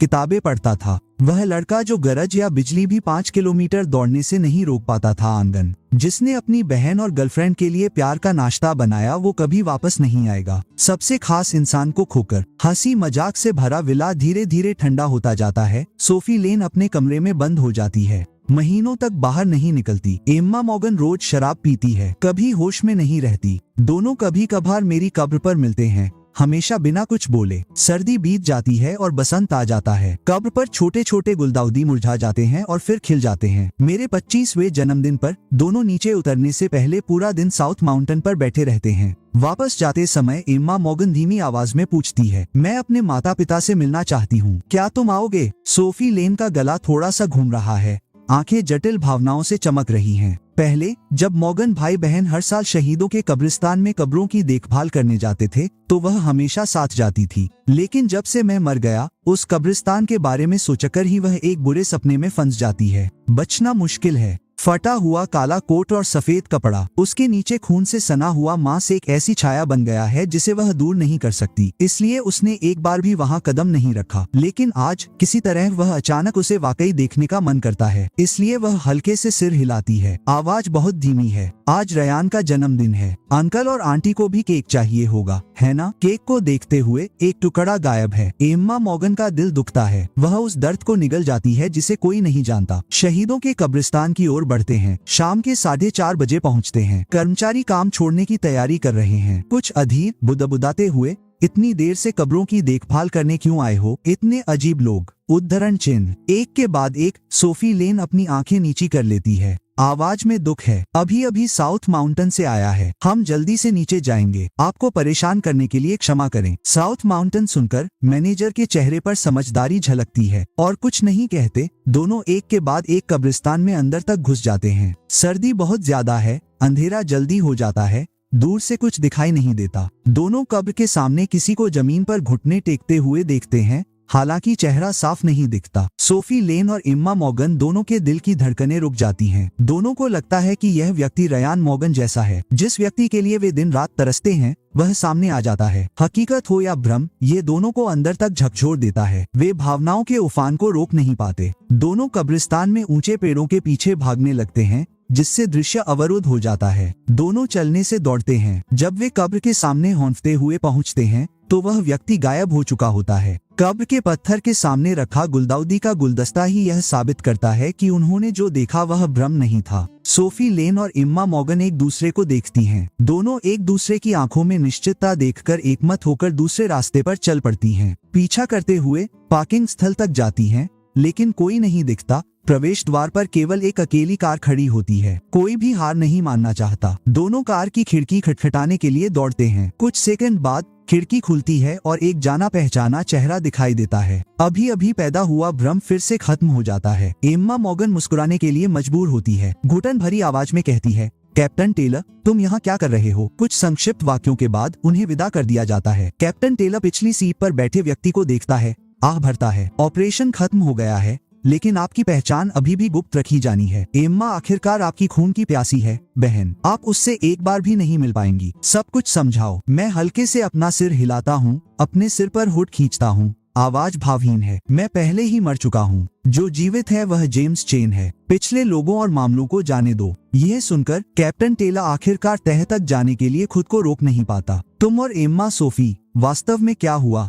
मौत का नाटक क्यों किया और रिश्ते क्यों तोड़े? तुम इन 2 सालों में अंडरकवर रही। उन्हें सच में लगा कि तुम मर गई हो, फिर भी दर्द से नहीं बची हो। मुझे पता है कि कैप्टन टेलर का इरादा अच्छा है। वह नहीं चाहता कि मैं काम के लिए अपने परिवार को खो दूं। लेकिन मेरे लिए 2 साल पहले जब अपहरण हुआ था, जब एम्मा मॉर्गन और सोफी लेन दोनों ने टायलर को बचाने का फैसला किया था, तो मेरे पास अब कोई घर नहीं था। मेरे लिए मेरी खुद की मौत सपनों को साकार करने का एक मौका और अतीत से बचने का एक रास्ता, पुनर्जन्म था। चाकू की धार पर जीने के 2 साल खतरनाक अंडरकवर जीवन ने मुझे पुराने मामलों की परवाह करने का समय नहीं दिया। अब उस काले दौर को याद करके बस धुंधली छाप रह जाती है, पर अफसोस को मिटाया जा सकता है। तो चाहे कुछ भी हो, मैं पिछली गलतियां नहीं दोहराऊंगा। कैप्टन टेलर, मरे हुए लोग वापस नहीं आ सकते। मेरी पहचान पूरे ऑपरेशन की सुरक्षा से जुड़ी है। इसे आसानी से उजागर नहीं किया जा सकता। अच्छे के सामने मैं भावनाओं को हावी नहीं होने दे सकता। इसके अलावा अगर उन्हें पता भी चल जाए कि मैं जीवित हूँ, तो क्या? हमारा काम वर्जित क्षेत्रों में बम डिफ्यूज करना है। अगर एक दिन मैं सचमुच अपने माता पिता की तरह बलिदान दे दूं,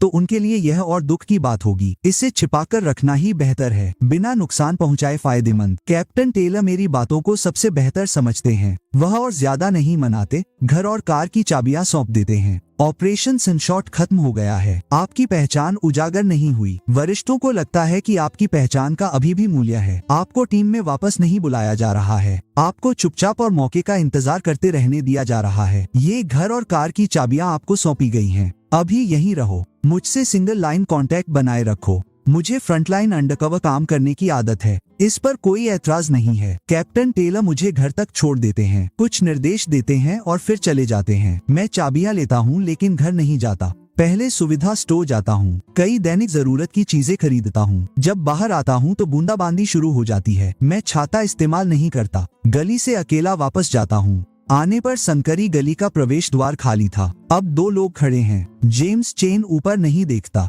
बिना देखे उनके बीच से सीधा चलता रहता है। पल बीत जाता है। सोफी लेन का चेहरा चोट से भरा हुआ है। मेरे कंधे को पकड़ने के लिए हाथ बढ़ाए बिना नहीं रह सकता। इतनी तनावग्रस्त उसकी आवाज कांप रही है। रयान। मैं आखिरकार उसकी तरफ देखता हूँ। असंतोष और घृणा से भरा चेहरा। तुम कौन हो? जाने दो। मेरा रास्ता मत रोको। अपरिचित स्वर, ठंडी निगाहें सोफी लेन और एम्मा मॉर्गन के दिलों को चाकू की तरह काटती हैं। लेकिन वे उम्मीद की कोई किरण नहीं छोड़ते, हठपूर्वक जाने से इनकार करते हैं। मुझे पता है कि यह तुम हो, रयान। यह मैं हूँ। क्या तुम मुझे नहीं पहचानते? मैं उनके उत्तेजित व्यवहार से चौंक गया। लापरवाही से अपना सामान फेंकते हुए कोहनी उठाकर वार करने लगा। दोनों पीछे हट गए। इस ताकत से कई कदम। मैं भाग गया। दोनों इस स्थिति से स्तब्ध हैं। अनजाने में पीछा करते हुए चेहरा बिल्कुल याददाश्त से अलग दिख रहा है। सोफी लेन के शब्द उसके गले में अटक रहे हैं। उसके दिल में अभी अभी जगी उम्मीद इस पल में पूरी तरह से बुझ गई। आंखें धुंधली हो गईं।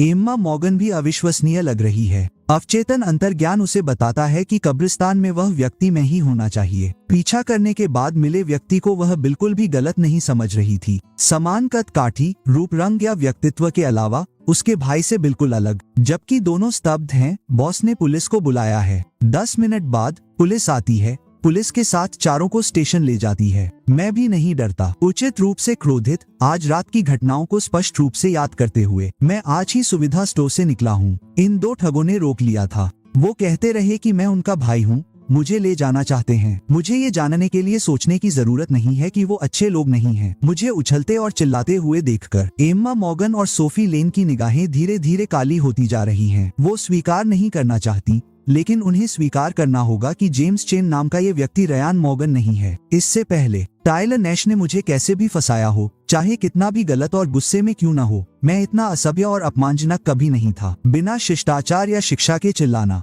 किसी व्यक्ति का रूप बदल सकता है। आवाज को छिपाया जा सकता है, केवल व्यक्तित्व और स्वभाव में इतना बड़ा अंतर नहीं हो सकता। मुझे नहीं पता कि वे अभी क्या सोच रहे हैं। तसल्ली से अपनी भड़ास निकालने के बाद मेज पर जोर से पटकते हुए, यही हुआ। अधिकारी, गवाह और गवाही सब यहाँ हैं। निगरानी कैमरे भी होने चाहिए। आपको मेरे लिए न्याय दिलाना होगा। पुलिस रिकॉर्ड शब्द दर शब्द। एम्मा मॉर्गन और सोफी लेन की ओर मुड़कर देखा। आपकी क्या स्थिति है? हम कब्रों पर जा रहे थे। उसे श्रद्धांजलि देते देखा। सोचा कि वह कोई परिचित होगा, तो पूछने की इच्छा से पीछा किया। बस गलतफहमी हो गई। यह सुनकर मुझे और भी गुस्सा आ गया। चाकू फेंकना, तीखी नजरें, इतनी देर से मेरा पीछा करना, निश्चित रूप से गलत इरादे से। इन दोनों के इरादे जरूर खराब हैं। इन्हें हिरासत में लो। इन्हें हिरासत में लेना ही चाहिए। पुलिस भी मेरे शोर से परेशान हो रही है। मुझे शांत करने के लिए खामोशी का इशारा करते हुए पूछते रहे। तो दोनों पक्ष कब्रिस्तान में मिले। आप किस कब्रिस्तान में जा रहे थे? क्या यह वही व्यक्ति था? एम्मा मॉर्गन की आंखें चमक उठी, आवाज काफी धीमी हो गई। हम अपने माता पिता से मिलने शहीद कब्रिस्तान गए थे। मैं अभी भी अनियंत्रित दिख रहा हूँ। मीठी आवाज, शहीद कब्रिस्तान हो? मेरे बूढ़े पिता ने मरने से पहले मुझे कब्र की देखभाल करने के लिए कहा था। आखिरकार मैं एक बार जाने का समय निकाल पाया और उन्होंने मुझे परेशान किया। मेरे अपमानजनक लहजे से एम्मा मॉर्गन और सोफी लेन का गुस्सा भड़क गया। दोनों काले चेहरों से देख रहे हैं। मैं फिर से कहूंगा, उत्पीड़न नहीं, बस गलत पहचान। सोफी लेन के शब्द सुनकर मैं कई बार खर्राटे लेता हूँ, चेहरे पर तिरस्कार भरा हुआ। गलती हो गई। मजाक कर रहे हो? मैं तुम्हें बिल्कुल नहीं जानता। तुम मुझे भाई कहते रहते हो। भाई अपने भाई को पहचान भी नहीं पाता। अंधा। जो भी तुम्हारा भाई है, उसके 8 जन्म बुरे हैं। ये बेहद अपमानजनक शब्द दोनों को गुस्सा दिलाते हैं। दोनों खड़े हो जाते हैं, हाथों को मुट्ठी में बांध लेते हैं। अपनी जुबान संभालो। रयान कोई ऐसा घटिया बदमाश नहीं है जिसकी तुम तुलना कर सको। जब दोनों पक्ष बहस करने वाले होते हैं, तभी कैप्टन टेलर आखिरकार आते हैं और स्पष्ट करते हैं कि सब कुछ सिर्फ एक गलतफहमी थी। उनके सम्मान के कारण पुलिस भी इसका पीछा नहीं करती। हमें विदा करते हुए वे हम तीनों को पुलिस स्टेशन से बाहर ले जाते हैं। मैं बुदबुदा रहा हूँ। बड़ी बात को छोटा और छोटी बात को कुछ भी क्यों बनाना? वे साफ तौर पर 2 चुड़ैलें हैं। मैं कहता हूँ कि उन्हें गिरफ्तार कर लेना चाहिए। कैप्टन टेलर मेरी तरफ असहायता से देखते हैं। उनकी आवाज गंभीर हो जाती है। जब तक हो सके चीजों को जाने दो, क्योंकि यह गलतफहमी साफ हो चुकी है। रहने दो, वैसे भी देर हो चुकी है। जल्दी घर जाओ। यह कहकर वे एक टैक्सी बुलाते हैं। अभी भी शिकायत करने वाले व्यक्ति को अंदर ठूंस देते हैं। कार को जाते हुए देखकर कैप्टन टेलर सोफी लेन और एम्मा मॉर्गन के चेहरे पर हल्की मुस्कान लिए हुए है। गुस्से वाला बच्चा, उस पर गुस्सा मत होना। मेरे माता पिता जिस साथी पर सबसे ज्यादा भरोसा करते थे, उसे देखकर। अंकल टेलर, जिन्होंने बचपन से मेरा ख्याल रखा है। एक अजनबी का बचाव करते हुए एम्मा मॉर्गन के दिल में शक पैदा हो रहा है। कैप्टन टेलर, यह व्यक्ति वास्तव में कौन है? आप उसे मेरे माता पिता की कब्र पर क्यों लाए? कैप्टन टेलर ने यहाँ आते समय पहले ही अनुमान लगा लिया था कि वह ये सवाल पूछेगी और उसने अपना तैयार जवाब दिया। चेन परिवार मछली पकड़कर अपना जीवन यापन करता है। आपके माता पिता ने खुद को बलिदान करने से पहले एक बार चेन के पिता की जान बचाई थी। उन्हें उनकी दयालुता याद है। पिछले वर्षों से अब भी कब्रों पर जाते हैं। 2 साल पहले उनके पिता की मस्तिष्क रक्तस्राव से मृत्यु हो गई। मरने से पहले भी इसका जिक्र करते हैं। चेन ने साल में एक बार आने का वादा किया था। आज संयोग से मुझसे मुलाकात हुई। मैंने उसे लिफ्ट दी। उचित और तार्किक, बिल्कुल प्रशंसनीय लगता है। लेकिन किसी तरह दोनों को कुछ अजीब लग रहा है। लेकिन वास्तव में क्या गड़बड़ है, वे समझ नहीं पा रहे हैं। थोड़ा सा भौहें सिकोड़ते हुए कैप्टन टेलर नहीं चाहते कि वे और गहराई में जाएं। आगे बताते हुए, यह बच्चा चेन आवेगी है, पर दिल का बुरा नहीं है। उसके परिवार की स्थिति अच्छी नहीं है। उसे उचित शिक्षा नहीं मिली। उसकी परवरिश उसकी दादी ने की है, क्योंकि उसके माता पिता दोनों ही गुजर गए हैं। बहुत दयनीय है। मेरी खातिर उदार बनो और उसे बुरा मत मानो। उद्धरण चिन्ह। यह सुनकर दोनों को मेरी अपनी परेशान नियति याद आती है। उनके दिलों का गुस्सा धीरे धीरे कम हो रहा है। चुपचाप सिर हिला रहे हैं। कैप्टन टेलर जानते हैं कि वे किसके बारे में सोच रहे हैं। आह भरते हुए, उनके कंधे थपथपाते हुए, रयान को चले हुए अब 2 साल हो गए हैं। लोगों को हमेशा आगे की ओर देखना चाहिए। बहुत ज्यादा दुखी मत होइए। उसके ऊपर श्री और श्रीमती मॉर्गन हैं जो उसकी देखभाल कर रहे हैं। निश्चित रूप से वे नहीं चाहेंगे कि आप हमेशा इसके बारे में सोचते रहें। स्पष्ट रूप से सांत्वना देने के लिए, लेकिन एम्मा मॉर्गन और सोफी लेन का मन भारी हो जाता है। वे अपने सिर उठाते हैं, रात के आसमान को देखते हैं जो काले बादलों से ढका हुआ है। उनकी आंखों में भावनाएं उमड़ रही हैं। अगर मृतकों में वास्तव में आत्माएं होती हैं, तो श्री मॉर्गन, मिसेज मॉर्गन उन्हें घायल देखती हैं। रयान बार बार, क्या वे पूरी तरह से निराश हो जाएंगे? रयान निराशा में दुखद रूप से मर रहा है। क्या वह उन्हें कभी माफ नहीं करेगा? खटास और दर्द के पल दोनों के दिलों में ज्वार की तरह उमड़ रहे हैं। उन्हें समझ नहीं आ रहा कि क्या कहें। बस चुपचाप कार में बैठ सकते हैं। पूरी यात्रा बहुत शांत है। विला में लौटते समय बिना रोशनी वाले अंधेरे कमरे को देखकर दोनों स्तब्ध रह जाते हैं। अगर रयान यहाँ होता तो हमें लौटता देखकर वह निश्चित रूप से बालकनी में भागता, मुस्कुराता और हमारा अभिवादन करता, है ना? आज भी उसका जन्मदिन है, लेकिन वह फिर कभी जन्मदिन का केक नहीं खाएगा। पूरी रात सोफी लेन करवटें बदलती रहती है और सो नहीं पाती। उसके दिमाग में शहीद के कब्रिस्तान में देखी गई आकृति बार बार घूमती रहती है। बेचैनी महसूस होती है। क्या वह व्यक्ति वास्तव में रयान नहीं था? James chain. James chain. वह सुबह 6 बजे तक यही नाम दोहराती रहती है। अंत में उठकर अपने सचिव को एक संदेश भेजने से खुद को रोक नहीं पाती। खिड़की के बाहर डॉन धीरे धीरे टूट जाता है। वह हवा के लिए बाहर टहलने के लिए नीचे जाती है। दरवाजा खोलते ही उसने देखा कि एम्मा मॉर्गन कोने में खड़ी है। काले घेरे वाली दोनों एक दूसरे को देखती हैं। एम्मा मॉर्गन ने लापरवाही से पूछा, तुम कहाँ जा रहे हो? सोफी लेन एक पल के लिए घबरा जाती है। समझ नहीं पाती कि वह कहाँ जाना चाहती है। बस सहज ही यादों से भरी इस जेल से भागना चाहती है। पता नहीं, कुछ हवा पाकर सोफी लेन गाड़ी चलाती है। सड़क पर भटकती रहती है। उसका मन अस्त व्यस्त है, न जाने क्या क्या सोच रही है। जब वह भी आती है तो वह खुद को कल वाली गली में पाती है। यह एक पुराना रिहायशी इलाका है। आसपास कई छोटी छोटी दुकानें हैं। नाश्ते की दुकान जल्दी खुलती है। स्टीमर से भाप उठ रही है। सोफी लेन मुझे देखती है। मैं आराम से टोपी पहने नीचे आती हूँ। कूड़ेदान में कूड़ा फेंकती हूँ। बंस की एक टोकरी खरीदती हूँ, फिर वापस आ जाती हूँ। पूरी प्रक्रिया में 10 मिनट से भी कम समय लगता है। सोफी लेन फिर से स्तब्ध रह जाती है। उस व्यक्ति के जाने के बाद वह कार से बाहर निकलती है जैसे कि उस पर भूत सवार हो और उसका पीछा करती है। कूड़ेदान के पास से गुजरते हुए वह आगे बढ़ने के इरादे से एक नजर डालती है। 5 कदम चलने के बाद आराम की कमी से सुस्त पड़ा उसका दिमाग अचानक सक्रिय हो जाता है। वह पीछे मुड़ती है और देखती है कि कूड़े के थैले में मोमबत्तियां जल रही हैं। उसकी निगाहें तुरंत स्थिर हो जाती हैं। कल पुलिस स्टेशन में पहचान की जांच के लिए गई थी। उसने जेम्स चेन की आईडी देखी जिसमें उसकी उम्र 23 साल थी। घर का पता एक छोटा सा मछली पकड़ने वाला गांव। जन्मदिन 19 जून। कैप्टन टेलर ने कहा कि वह अब अनाथ हो गया है, तो जन्मदिन का केक क्यों खरीदें? एक पल में सोफी लेन को लगता है कि उसे कोई सुराग मिल गया है। वह तेज कदमों से ऊपर की ओर भागती है। मैं चौथी मंजिल पर हूँ और अपना दरवाजा खोलने के लिए मुड़ रही हूँ। तभी पड़ोसी बाहर आता है। छोटी लड़की खुशी से मेरा अभिवादन करती है। मैं मुस्कुराता हूँ। लिली, कल मुझे आमंत्रित करने के लिए धन्यवाद। तुम्हारा जन्मदिन केक स्वादिष्ट था। एक वाक्य सोफी लेन की जंगली अटकलों को तोड़ देता है। वह एक कड़वी मुस्कान दिखाती है। छोटी लड़की के मीठे उत्तर को न सुनकर उदास होकर नीचे जाने के लिए मुड़ जाती है। तुम्हारा केक भी अच्छा था। हमारा जन्मदिन एक ही है। क्या संयोग है। चलो फिर से एक साथ जश्न मनाते हैं। झुककर लड़की के सिर पर हाथ फेरा, कुछ बातें की, फिर अंदर लौट आया। दरवाजा बंद होते ही मैंने सारा दिखावा छोड़ दिया। राहत की सांस ली। सुगंधित बंस ने मेरे भूखे पेट को तृप्त कर दिया। मैं सोफे पर लेट गया, लिली की प्यारी अभिव्यक्ति को याद करते हुए, बंस को पेश करते हुए, अनजाने में मुस्कुराहट दिखाते हुए। कल पुलिस स्टेशन से लौटते हुए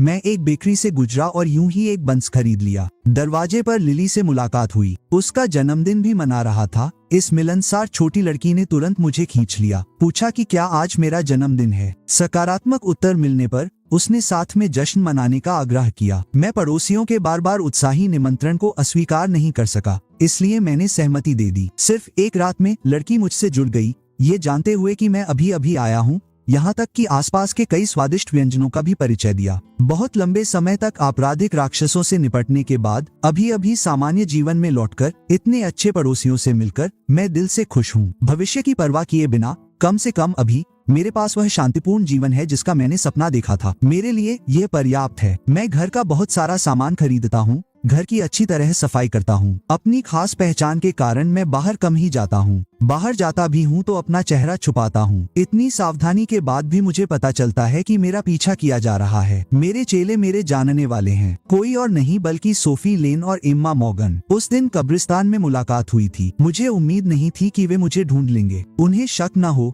इसलिए मैंने पुलिस स्टेशन में हंगामा किया। बाद में कैप्टन टेलर ने भी मुझसे संपर्क किया और कहा कि उन्हें शक नहीं करना चाहिए। लेकिन पिछले कुछ दिनों से मैं खिड़की से 2 लोगों को उस लग्जरी स्पोर्ट्स कार से झांकते देखता हूं जो इस पुराने इलाके में फिट नहीं होती। कभी कभी जब मैं पानी लेने जाता हूं तो मुझे स्पष्ट रूप से स्टॉकिंग्स में झांकते हुए भी महसूस होता है। अपनी पहचान छिपाने के लिए 2 साल तक अंडरकवर रहने के कारण मैंने ठगों जैसा काम करना सीख लिया है। मुझे लगता है कि सोफी लेन और एम्मा मॉर्गन मुझे पहचान नहीं पाती हैं। इस स्थिति में दोनों को कुछ पता चल गया होगा, इसलिए वे अक्सर मेरे पास दिखाई देती हैं। सुरक्षा के लिए सावधानीपूर्वक विचार विमर्श के बाद मैं अभी भी कैप्टन टेलर को फोन करता हूँ। बचाव के उपायों पर चर्चा करने के बाद मैं निश्चिंत हो जाता हूँ। अगले कुछ दिन मैं घर पर ही रहता हूँ। 18 जनवरी को मेरे पिता जेम्स सीनियर की पुण्यतिथि है। मैं मछली पकड़ने वाले गांव में उनकी कब्र पर जाने के लिए सुबह जल्दी उठता हूँ। अभी श्रद्धांजलि देकर आया ही था कि ठगों ने रोक लिया। धिक्कार है, पिछली बार तुमने मुझसे 3000 ठगे थे और अगले दिन भाग गए थे।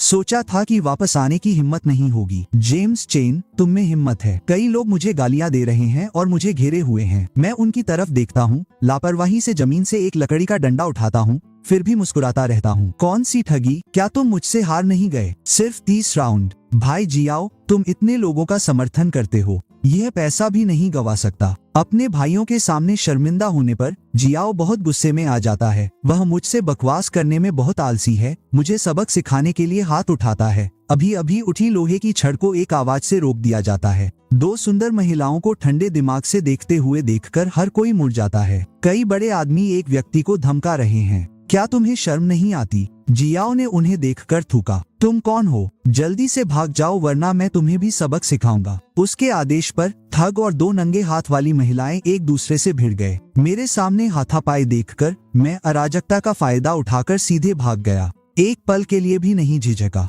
भयंकर लड़ाई। 5 मिनट बाद ही दोनों पक्षों को इसका पता चलता है। इधर उधर देखकर एक नौकर अपनी जांघ पर थपथपाता है और चिल्लाता है, धिक्कार है भाई जियाओ। बच्चा भाग गया। गिरोह के पास उनसे हिसाब चुकता करने का समय नहीं है। वे आक्रामक रूप से गांव के प्रवेश द्वार की ओर पीछा कर रहे हैं। दोनों एक दूसरे के चेहरे के घावों को देखते हुए आखिरकार शांत हो जाते हैं। एम्मा मॉर्गन और सोफी लेन दोनों ही स्तब्ध रह जाती हैं, लेकिन एक पल बाद उन्हें एहसास होता है कि मैंने उनकी लड़ाई का फायदा उठाकर चुपचाप भाग निकला। पिछले दिनों दोनों के चेहरे काले पड़ गए। दोनों कब्रिस्तान की घटना को नहीं भूले हैं। वहाँ क्या हुआ था? कारण कहता है कि जेम्स चेन रयान मॉर्गन नहीं है, बल्कि अवचेतन आवेग से प्रेरित है। वे अनजाने में मेरा पीछा करते हैं। मैं शायद ही कभी बाहर जाता हूँ, लेकिन हमेशा लगे हुए पर्दे वाले कमरे को देखकर 2 साल से तड़प रहे उनके दिलों को थोड़ी देर के लिए शांति मिल सकती है। वे इस बात का सबूत नहीं ढूंढ रहे हैं कि जेम्स चेन रयान है, लेकिन कमरे में रोशनी देखकर मन की शांति के लिए इस पुराने रिहायशी इलाके में जाते हैं।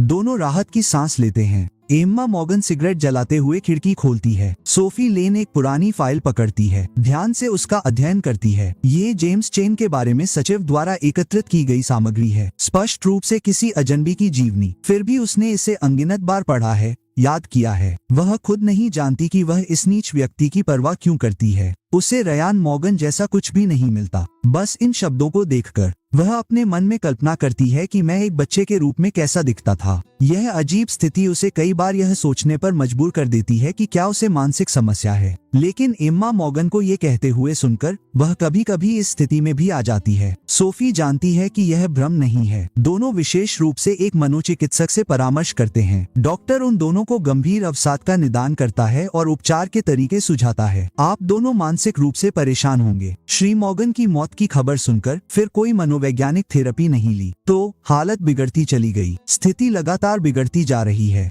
इस बिंदु पर जिस स्थान पर श्री मॉर्गन का एक्सीडेंट हुआ था, आप उसी तरह के शरीर वाले किसी व्यक्ति से मिलते हैं। अत्यधिक लालसा में आप अनजाने में इस श्री चेन को श्री मॉर्गन की छाया के रूप में देखेंगे।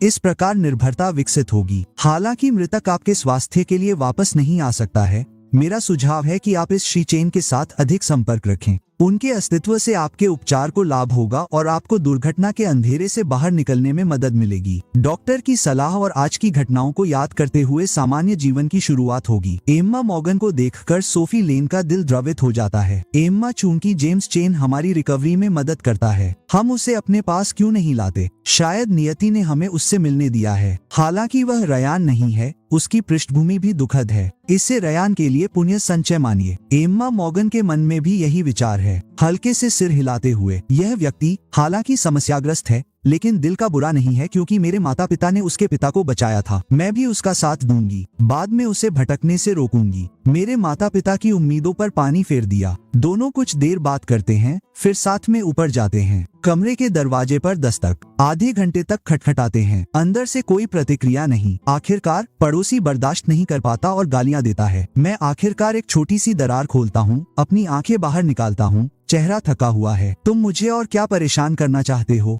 चले जाओ या मैं पुलिस को बुलाऊंगी। मुझे बोलते हुए सुनकर एम्मा मॉर्गन को गुस्सा आ जाता है। सोफी लेन जल्दी से उसे पीछे खींचती है, धैर्यपूर्वक आज के बारे में जवाब देती है। चलो बात करते हैं। मैं उनकी तरफ देखता हूँ, लहजा बहुत खराब है। किस बारे में बात करते हैं? मेरे पीछे पड़ने के बारे में। तो चलो पुलिस स्टेशन चलते हैं, देखते हैं कि इस बार तुम बच पाते हो या नहीं। इसके साथ ही मैं दरवाजा बंद करने वाला हूँ। सोफी लंगड़ी, फुर्तीली दरवाजे की दरार को खोलने के लिए अपनी हथेली का इस्तेमाल करती है। जेम्स चेन कोई दया नहीं दिखाता है। जबरदस्ती दरवाजा बंद करते ही उसकी पूरी हथेली पर चोट लग जाती है। नीला काला होते हुए एम्मा मॉर्गन को खुद को चोट लगते देख गुस्सा आ गया। चिल्लाने से खुद को रोक नहीं पाया। जेम्स चेन, हमने तुम्हें बचा लिया, कृतघ्न मत बनो। किसने कहा था कि मुझे बचाओ? क्या तुम्हें दखल देना पसंद नहीं? अब भी मुझे धमकाने के लिए इसका इस्तेमाल करना चाहते हो? बिल्कुल नहीं। उद्धरण चिन्ह। दोनों को फिर से बहस करते देख सोफी लेन दर्द सहते हुए बीच में बोलती है, हम यहाँ बहस करने नहीं आए हैं, बस तुमसे कुछ बात करनी है। अगर तुमने हमें मौका नहीं दिया तो कल दोपहर को तुम्हारा पीछा कर रहे बदमाश तुम्हारे घर आ सकते हैं। इस वाक्य पर मेरे चेहरे के भाव धीरे धीरे नर्म होते जाते हैं। मैं उन्हें बुरी तरह से घूरता हूँ, लगभग दांत पीसता हूँ। जल्दी से बोलो। दोनों जानते हैं कि इसका मतलब समझौता है। सोफी लेटी हुई अपने माथे से ठंडा पसीना पोंछती है, धीरे से अपना हाथ छोड़ती है। आवाज कुछ कमजोर है। यहाँ ठीक नहीं है। चलो एक चाय की दुकान पर चलते हैं। निजी कमरा बहुत शांत है। दोनों की विनती सुनकर मैं अविश्वास से भर जाता हूँ। क्या तुम मुझे अपनी बीमारी का इलाज करने के लिए रखोगे? मैंने अभी तक मिडिल स्कूल भी पूरा नहीं किया है। तुम चाहते हो कि मैं बीमारी का इलाज करूँ? क्या तुम बहुत पागल हो? क्या तुम्हें डर नहीं है कि मैं तुम्हें मार डालूंगा? तुम्हें कुछ भी करने की जरूरत नहीं है, बस विला में आ जाओ और हमारे साथ रहो। एम्मा मॉर्गन ये कहती है। मेरे चेहरे पर संदेह गहरा हो जाता है। क्या तुम्हें लगता है कि मैं 3 साल का हूँ? तुम्हारे धोखेबाज दिखने से तुम विला खरीद सकते हो? आसमान से पाई गिर रही है, पागल। सोफी लेन एक गहरी सांस लेती है, एक व्यवसाय कार्ड सौंपती है, अपनी पहचान साबित करने की कोशिश करती है। मैं देखती भी नहीं, इसे कूड़ेदान में फेंक देती हूँ। मैं ये भी बना सकती हूँ। एम्मा मॉर्गन सीधे एक बैंक कार्ड सौंपती है, संक्षेप में कहती है, इसमें 8 मिलियन है। मैं इसे कई बार तौलती हूँ, आराम से इसे टुकड़ों में तोड़ती हूँ। उपहास से भरा चेहरा। क्या आप मुझे मनी लॉन्ड्रिंग के लिए इस्तेमाल करना चाहते हैं? मैं इसके झांसे में नहीं आऊंगी। उद्धरण चिन्ह। इसके बाद दोनों ने कई शर्तें रखी। मैंने उन सभी को अस्वीकार कर दिया। एम्मा मॉर्गन का धैर्य धीरे धीरे कम होता गया, चेहरा काला पड़ने लगा। आप क्या यकीन करेंगे? मैं अपनी चाय पीता हूँ, अपने पैरों को क्रॉस करता हूँ, खिड़की से शहर की सबसे ऊंची गगनचुंबी इमारत की ओर इशारा करता हूँ। उस इमारत को खरीदो, पहले अपनी ताकत दिखाओ। कई दिनों बाद जब वे खरीद प्रमाण पत्र के साथ मेरे दरवाजे पर आते हैं, तब भी मुझे कोई परवाह नहीं होती। नई मांगे करते हैं। मैंने सुना है कि क्लाउड टेम्पल बहुत कारगर है। मैं हाल ही में ठीक से सो नहीं पाया हूँ। तुम दोनों मेरे लिए शांति मंत्र के लिए प्रार्थना करने में मदद करो। ईमानदार रहना याद रखना। उस दोपहर सोफी लेन और एम्मा मॉर्गन का पहाड़ पर कदम दर कदम प्रार्थना करते हुए वीडियो इंटरनेट पर फैल गया। वीडियो में दोनों के सिर पर खून देखकर मेरी निगाहें थोड़ी हिल गईं। वे सभी दबी हुई यादें गहराई से बाहर निकल आए। बिना किसी कारण के झूठे आरोप और आलोचना, निराशा में बार बार छोड़ दिया जाना, आंसू और खून बहते रहना स्मृति में स्पष्ट रूप से अंकित है। मैं अपने हाथ को अपनी छाती पर रखता हूँ, अपने सुन्न दिल को महसूस करता हूँ। बेचैनी को कम करने के लिए तेजी से सांस लेता हूँ मेरे शरीर में। मुझे समझ नहीं आता, मैंने ऐसी अनुचित कठोर मांगे की हैं। वे हार क्यों नहीं मानते? सिर्फ इसलिए कि मेरे भाई की छाया तुम पर है। ये रहस्यमय कारण। अगर तुम्हें इतनी परवाह है तो जब वह व्यक्ति जीवित था तो तुमने उसका ख्याल क्यों नहीं रखा? वह व्यक्ति बहुत पहले मर चुका है, फिर भी एक अपरिचित व्यक्ति में आराम पाना चाहता है। कितना हास्यास्पद है। इसलिए जब वे कठोर एक टुकड़ा ताबीज लाते हैं तो मैं अडिग रहता हूँ। आइटम खराब नहीं है, लेकिन खून से सने हुए हैं। क्या ये खूनी आपदा नहीं लाएगा? भूल जाओ, मुझे अब इसकी आवश्यकता नहीं है। इसे वापस दे रहा हूँ। मैं उन पर आइटम वापस फेंकता हूँ। ऊपर की ओर बढ़ते हुए एम्मा मॉर्गन गुस्से में मेरा हाथ पकड़ लेती है। तुम बार बार हमारी ईमानदारी को क्यों रौंदते रहते हो? तुम वास्तव में किस बात से असंतुष्ट हो? मैं उसे सिर से पैर तक आंकने के लिए मुड़ना बंद कर देता हूँ। मैं भी तुमसे असंतुष्ट हूँ। क्या तुम नहीं देख सकते? कुछ लोग मुझे पहली नजर में इस तरह से नफरत करते हैं। ये शब्द स्पष्ट रूप से जेम्स चेन के मुंह से आए हैं, पर किसी तरह सोफी लेन और एम्मा मॉर्गन दोनों को लगता है कि सामने खड़ा व्यक्ति रयान है। तुरंत अपराधबोध और दर्द की भावनाएं उनके दिलों में फिर से उमड़ आती हैं, जैसे सुस्त चाकू मांस काट रहा हो, उन्हें प्रताड़ित कर रहा हो। दोनों के चेहरे बेहद पीले पड़ जाते हैं, हाथ शक्तिहीन होकर गिर जाते हैं। मैं उनसे बिल्कुल भी निपटना नहीं चाहता। घर जाने के लिए मुड़ता हूँ। घनी रात छा जाती है। पूरी दुनिया एक अंतहीन खाई की तरह है। वे अनजाने में अंधेरे में गिर जाते हैं। मैंने पहले सोचा था कि इतनी आहत करने वाली बातें कहने के बाद दो घमंडी महिलाएं अब मुझे परेशान नहीं करेगी, लेकिन चीजें मेरी उम्मीदों से कहीं ज्यादा थी। पहले मैं हर 2 दिन में केवल उनकी परछाई देखता था, अब दोनों सीधे बगल के खाली घर के पास हैं। अंदर आते हुए मुझे वास्तव में नहीं पता कि वे दोनों क्या सोच रहे हैं, लेकिन मैं उनके पागल व्यवहार के कारण समझौता नहीं करूंगा। हालांकि ऑपरेशन सनशॉट सफलतापूर्वक समाप्त हो गया। ये गोली शांत हो गई है, लेकिन शांत सतह के नीचे अंतर्धाराएं हैं। शायद अगले महीने, शायद कल, शायद अगले पल इस अंडरकवर जेम्स चेन को संगठन द्वारा फिर से सक्रिय किया जाएगा। मैं किसी भी समय युद्ध में शामिल होने के लिए तैयार हूँ। तो लोगों के सामने मैं अभी भी एम्मा मॉर्गन और सोफी लेन के सामने गाली गलौज करने वाले ठग की भूमिका निभाता हूँ। मैं ठंडा रवैया रखता हूँ। मैं कितना भी मजाक उड़ाऊं, वे दोनों हार नहीं मानती, हमेशा सद्भावना दिखाती हैं। मैं उनके साथ ऐसा व्यवहार करता हूँ जैसे कि वे मौजूद ही ना हो। वे जो उपहार भेजती हैं, मैं उन्हें या तो फेंक देता हूँ या दूसरों को दे देता हूँ। वे कहते हैं कि वे मेरे लिए काम ढूंढेंगे। मैं टीम से कहता हूँ कि मैं काम नहीं करना चाहता। वे मुझे तनाव दूर करने के लिए यात्रा पर बुलाते हैं। मैं जवाब देने के लिए अपने दरवाजे बंद कर लेता हूँ। समय बीतता जाता है। मैं धीरे धीरे वर्तमान जीवन का अभ्यस्त हो जाता हूँ। एम्मा मॉर्गन और सोफी लेन में भी बदलाव देखता हूँ। वे अस्वीकृति की भावना की आदी लगती हैं। वे जितनी अधिक असफल होती हैं, उतनी ही बहादुर होती जाती हैं। जिस तरह से वे मुझे देखती हैं, वह गलत होता जाता है। कभी कभी मैं गलती से उन्हें सुन भी लेता हूँ। मुझे गलत नाम से पुकारते हैं, रयान। मैंने इतने दिनों से किसी को मुझे इस नाम से पुकारते नहीं सुना। मैं भी एक पल के लिए स्तब्ध रह जाता हूँ और फिर तुरंत सामान्य हो जाता हूँ। अपनी भावनाओं को शांत करने के बाद मैं एम्मा मॉर्गन से सक्रिय रूप से यह नहीं कहता, जिसने गलत नाम पुकारा मैं हूँ, कोई रयान नहीं। अगर तुम बीमार हो तो डॉक्टर को दिखाओ, मेरे घर पर पागल मत हो। इतना कहकर मैं दरवाजा बंद करके चला जाता हूँ। 2 बड़े भावों के साथ मुड़ता हूँ। मेरे कॉलर में छुपा हार बाहर झूलता है। पेंडेंट को देखकर एम्मा मॉर्गन के हाव भाव तुरंत बदल जाते हैं। अगर वो गलत नहीं है तो पेंडेंट और माँ मॉर्गन द्वारा छोड़ी गई घड़ी पर बना पैटर्न बिल्कुल एक जैसा है। दुर्घटना के बाद एम्मा मॉर्गन ने पूरे हाईवे और घर में हर संभव जगह छान मारी, लेकिन उसे यह घड़ी नहीं मिली। जेम्स चेन का स्टाइल एक जैसा क्यों है? तुरंत वह भ्रम जिसे उसने अनगिनत बार नकारा है। जेम्स चेन रयान मॉर्गन है, फिर से उसके दिमाग में आता है। इस बार अंतर्ज्ञान पहले से कहीं अधिक मजबूत है। वह स्पष्ट प्रमाण चाहती हुई सीढ़ियों से नीचे उतरती है, लेकिन रात बहुत अंधेरी है। एम्मा मॉर्गन मेरा आंकड़ा नहीं पा पाती, जिससे वह भ्रमित हो जाती है।